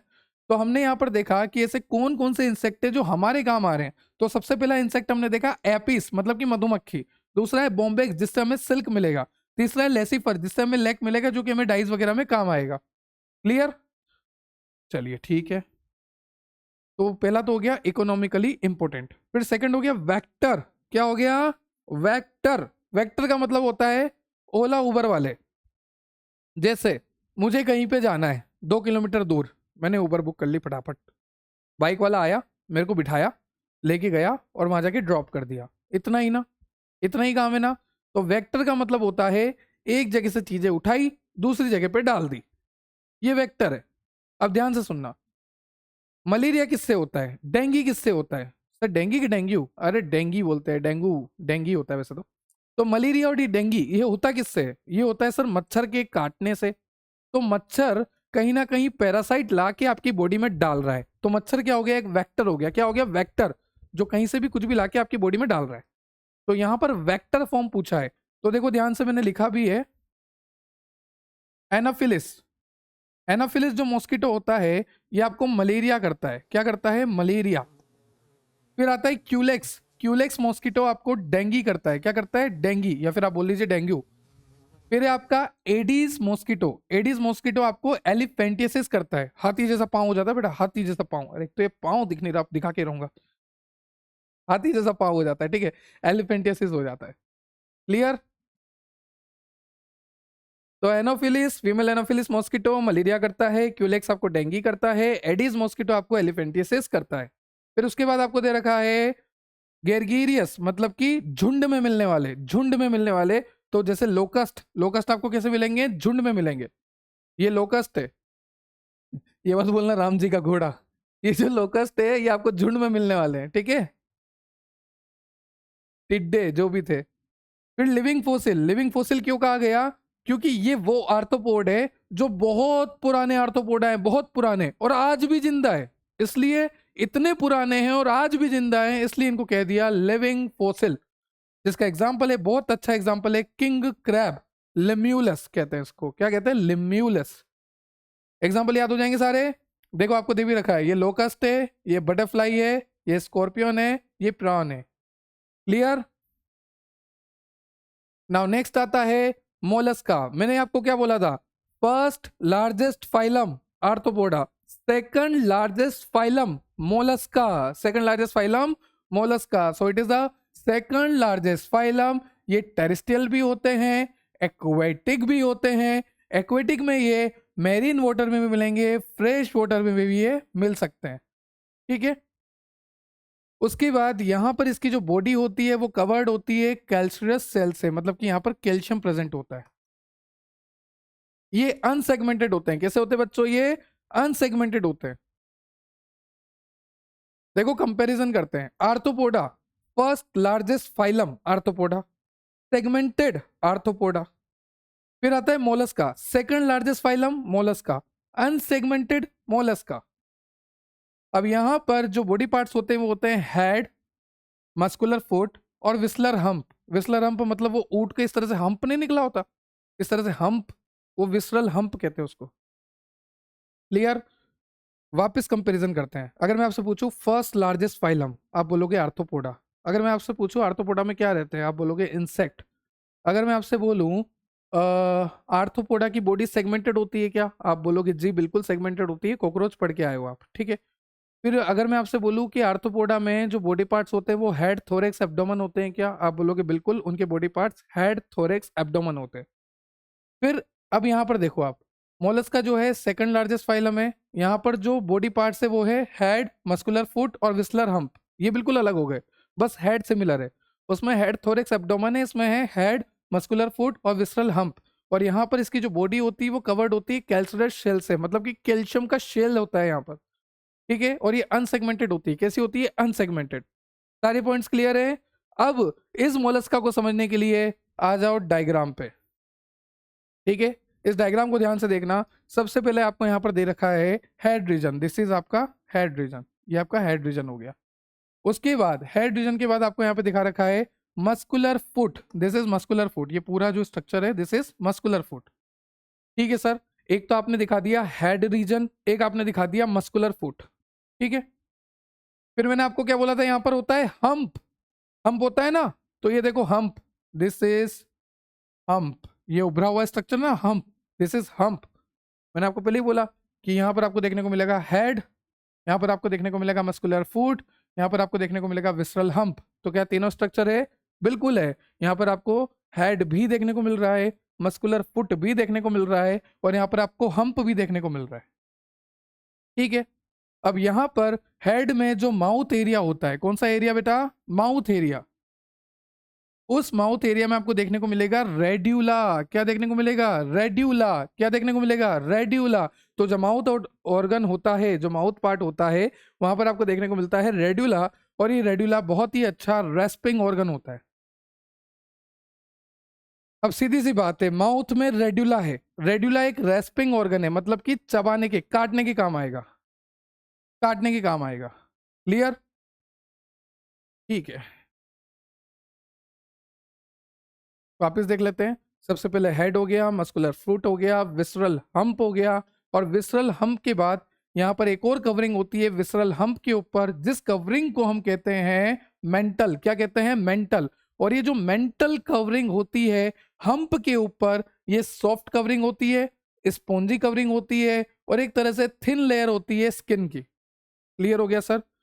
हम्प के ऊपर एक और कवरिंग देखने को मिलती है जिसको कहते हैं मेंटल। ये मेंटल कवरिंग जो होती है सॉफ्ट होती है, स्पॉन्जी होती है, थिन लेयर ऑफ स्किन होती है। क्लियर। क्लियर। अब यहां पर आप देखिए, this is your visceral hump. ठीक है। This is your mental. Okay. तो विसरल हम्प और मेंटल के बीच में जो कैविटी होती है, ये जो खाली जगह होती है, इसको कहते हैं मेंटल कैविटी। क्या कहते हैं? Mantle cavity. और इसी मेंटल कैविटी के अंदर आपको देखने को मिलेगा गिल, फीदर लाइक गिल, पंख की तरह गिल्स देखने को मिलेंगे। ठीक है। फीदर लाइक गिल्स देखने को मिलेंगे, जिसका काम होता है रेस्पिरेशन का और एक्सक्रीशन का। Very good. और सुनते हैं और क्या क्या होता है यहाँ पर। रेडुला मैंने आपको बोला रेस्पिंग ऑर्गन है, काटने के काम आएगा, फीडिंग के काम आता है, माउथ पार्ट में मिलता है।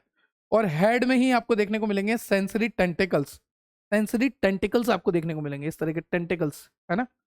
चलिए वापस रिवाइज कर लेते हैं। मैंने आपको बोला कि जो मोलस्का होता है उसकी बॉडी जो है 3 पार्ट से मिलकर बनी होती है, एक होता है हेड, एक होता है मस्कुलर फुट और एक होता है आपका विसरल हम्प। फिर हमने देखा कि ये जो विसरल हम्प होता है, ये जो विसरल हम्प होता है, इस विसरल हम्प के ऊपर एक और लेयर देखने को मिलती है, उसको बोलते हैं मेंटल। और मेंटल जो होती है सॉफ्ट, स्पॉन्जी और थिन लेयर ऑफ स्किन होती है। अब इस विसरल हम्प और मेंटल के बीच में जो कैविटी होती है उसको बोलते हैं मेंटल कैविटी। उस मेंटल कैविटी के अंदर एक फीदर लाइक गिल होता है जिसका काम होता है रेस्पिरेशन का और एक्सक्रीशन का। फिर मैंने आपको बोला कि ये जो हेड रीजन है, हेड रीजन में जो माउथ रीजन होगा, माउथ रीजन के अंदर रेडुला मिलेगा। रेडुला जो है फीडिंग के लिए होता है, क्योंकि रेडुला आर से रेस्पिंग ऑर्गन होता है, मतलब कि बहुत ही अच्छा काटने का काम करता है ये। फिर हेड के ऊपर आपको सेंसरी टेंटिकल्स देखने को मिलेंगे। ये सेंसरी टेंटिकल है, मतलब कि सेंसेशन होता है, ये डिटेक्ट कर लेते हैं, डिटेक्ट करने के लिए होते हैं, ठीक है। ये पूरी थ्योरी मैंने आपको पढ़ा दी है। साथ ही साथ ये डायोशियस है, ओविपेरस है, मतलब कि एग लेइंग है, अंडा देते हैं। और यहाँ पर डेवलपमेंट इनडायरेक्ट होता है। एग्जाम्पल आपको दे रखा है, एक तो पिला दे रखा है, दिस इज योर पिला, और एक दे रखा है आपको ऑक्टोपस। ऑक्ट मतलब 8, तो यहाँ पर ये 8 होते हैं, इसलिए ऑक्टोपस। और भी एग्जाम्पल जो एनसीईआरटी में दे रखे हैं, सबसे ज्यादा एग्जाम्पल यहीं पे दे रखे हैं, तो इसको अच्छे से याद करते हैं। चलो हम यहाँ पर याद करने ही तो आए हैं। पीला जिसको बोलते हैं एप्पल स्नेल, क्या बोलते हैं, एप्पल स्नेल। पिंकटेडा मतलब कि pearl oyster, pearl oyster, oyster बोल लीजिए, ओस्टर बोल लीजिए, ठीक है।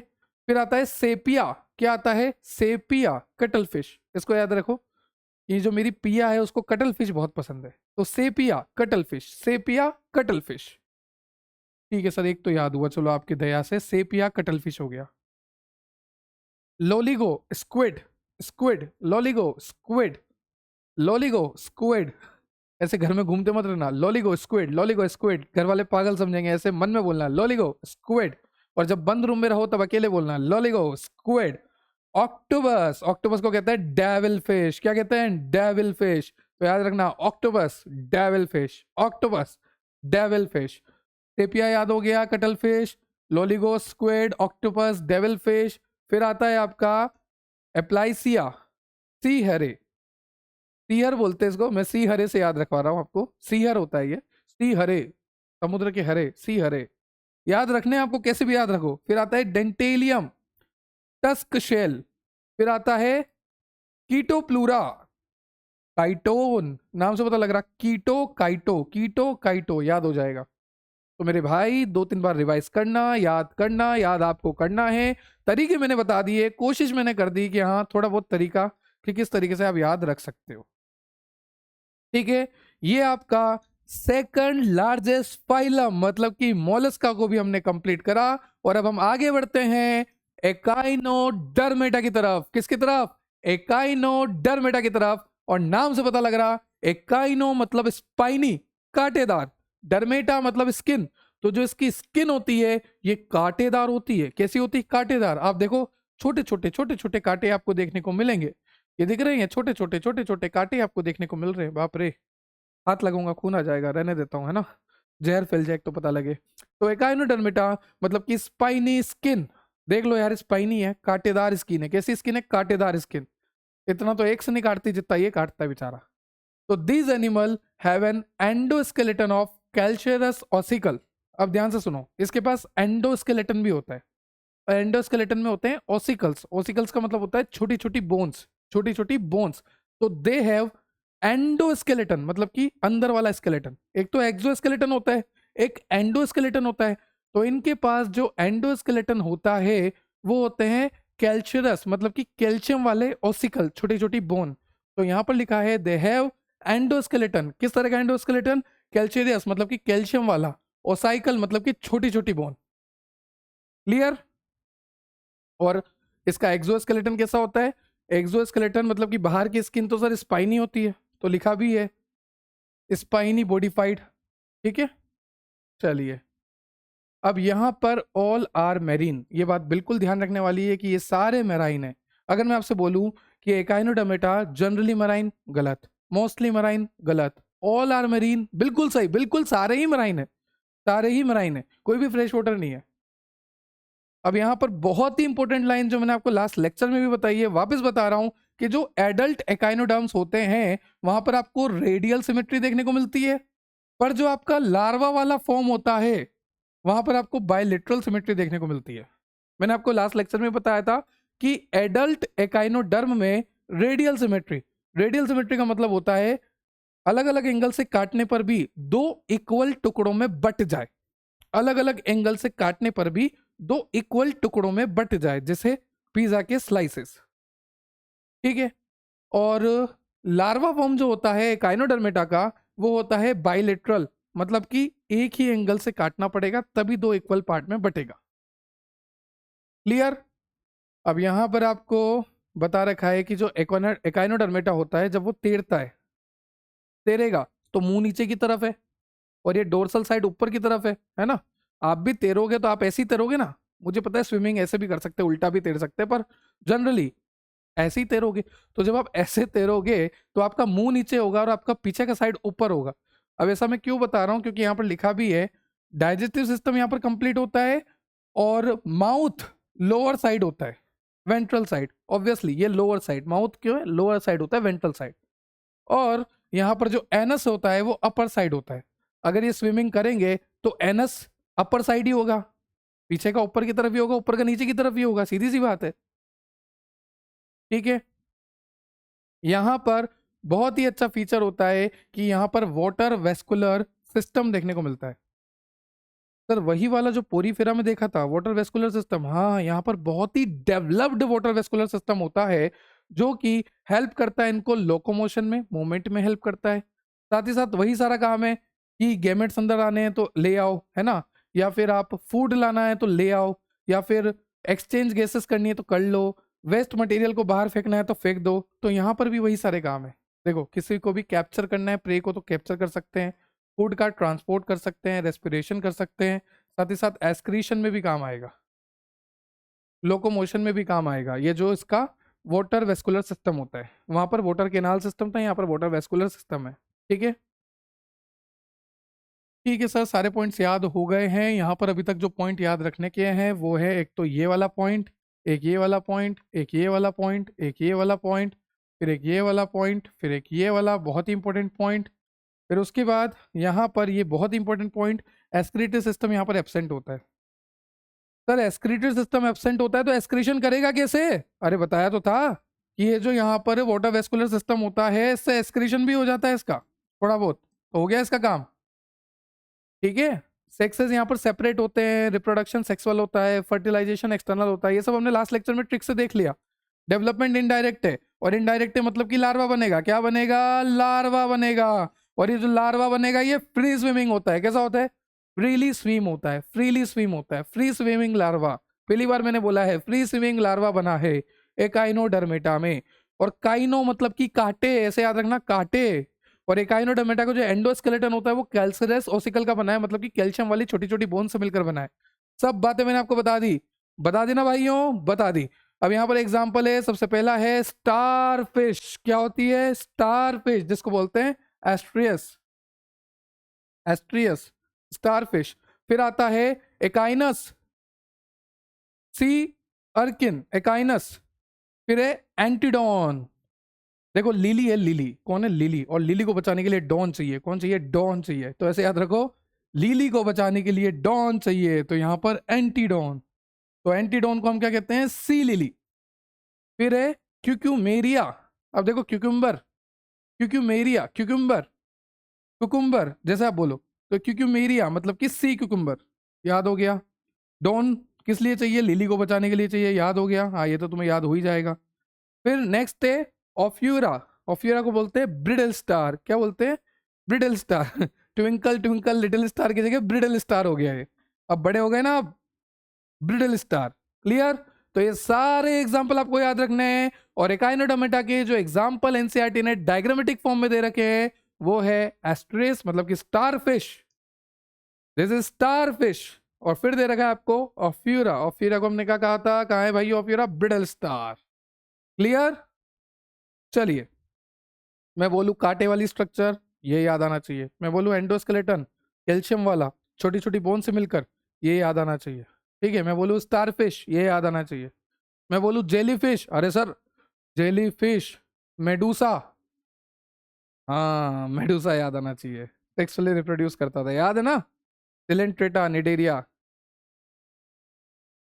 लास्ट बट नॉट लीस्ट है ना, पर आज के लेक्चर के लिए तो यही लास्ट है।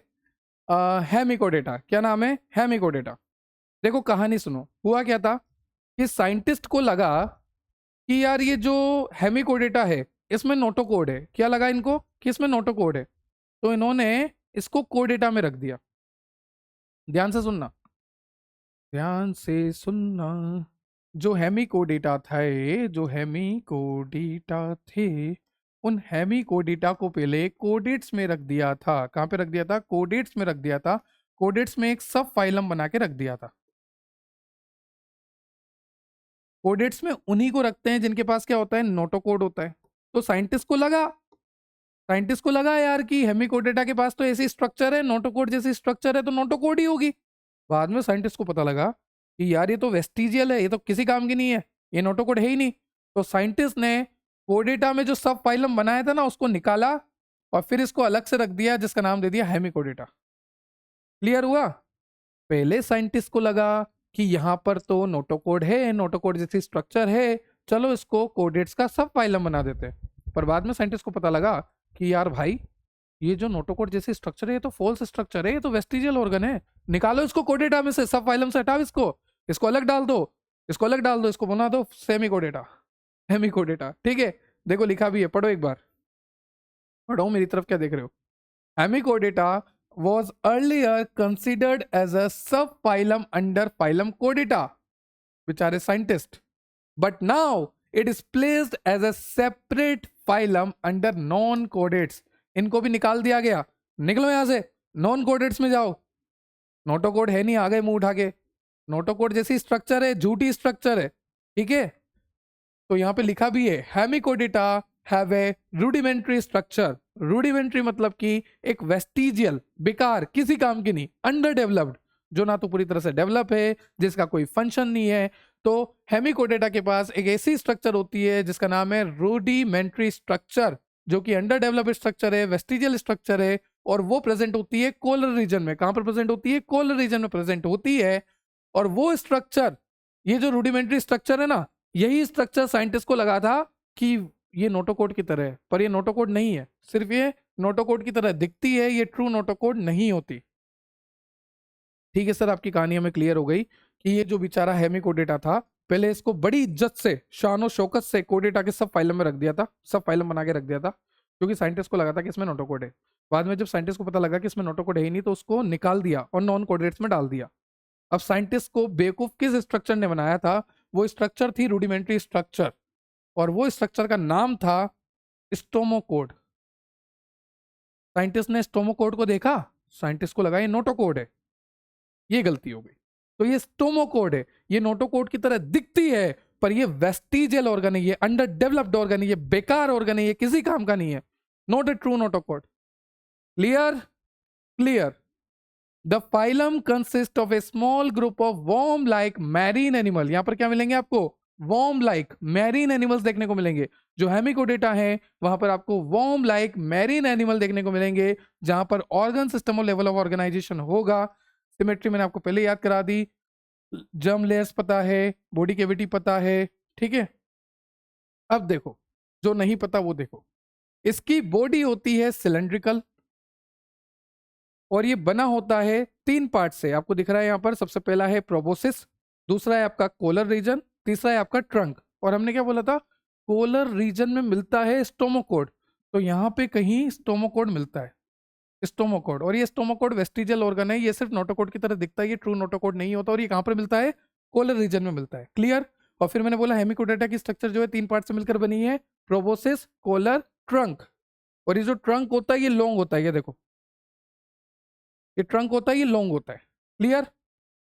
अब प्रोबोसिस जो स्ट्रक्चर होती है, इस प्रोबोसिस के अंदर एक ग्लैंड मिलती है, और अगर प्रोबोसिस के अंदर मिलेगी तो बोलेंगे प्रोबोसिस ग्लैंड। क्या बोलेंगे बेटा, प्रोबोसिस ग्लैंड। और यही प्रोबोसिस ग्लैंड एस्क्रीशन का काम करती है। किसका काम करती है, एस्क्रीशन का काम करती है। कॉलर रीजन में क्या मिलेगा, कॉलर रीजन में आपको देखने को मिलेगा एक ऐसा स्ट्रक्चर जो कि नोटोकोड की तरह दिखता है पर झूठा नोटोकोड है, रुडिमेंट्री स्ट्रक्चर है, अंडर डेवलप्ड है, वेस्टिजियल है, जिसका नाम है स्टोमोकोड। स्टोमोकोड। और ट्रंक जो होती है लॉन्ग होती है, और ये पूरी स्ट्रक्चर जो होती है, ये हेमिकोडेटा जो होते हैं, ये सिलेंड्रिकल बॉडी रखते हैं। क्लियर? बस इतना ही बता रखा है। बाकी आपको पता है सेक्स सेपरेट है, फर्टिलाइजेशन एक्सटर्नल है, डेवलपमेंट इनडायरेक्ट है। इसके एग्जांपल याद रखिए, बेनेनोग्लोसस और सेकोग्लोसस। कैसे याद रखोगे?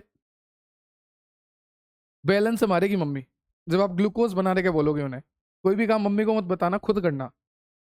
बेलन ग्लोसस, ग्लूकोज बनाने का बोलोगे, किससे मारेगी? बैलेंस से मारेगी, ग्लूकोज बनाने का बोलोगे। फिर दूसरा है सेकोग्लोसस, और बैलेंस से मार देगी तो रोटियां भी तुम्हें सेकनी पड़ेगी। सेकोग्लोसस याद रख लो भाई, प्लीज याद रख लो, ठीक है? बेलेनोग्लोसस और सेकोग्लोसस। क्लियर? तो ये हमने देखा हेमिकोडेटा के एग्जाम्पल। आई होप आपको सारे फाइलम मैंने अच्छे से कवर करे हैं, बहुत शिद्दत से। देखो कई बार क्या होता है, मैं आपके सामने बिल्कुल खुल्लम खुल्ला बोलता हूँ कि कई बार क्या होता है, एनर्जी लेवल जो है शुरू में तेज, थोड़ा सा धीरे, फिर तेज हो जाती है। पर मैं पूरी कोशिश करता हूँ कि मेरी एनर्जी लेवल में मेंटेन रखूं पूरे लेक्चर में। ठीक है?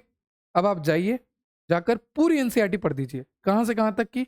ओरिफेरा, Coelenterata, Ctenophora, Platyhelminthes, Aschelminthes, Annelida, Arthropoda, Mollusca, Echinodermata, Hemichordata, सब पढ़ दीजिए। सब आपका कवर हो चुका है।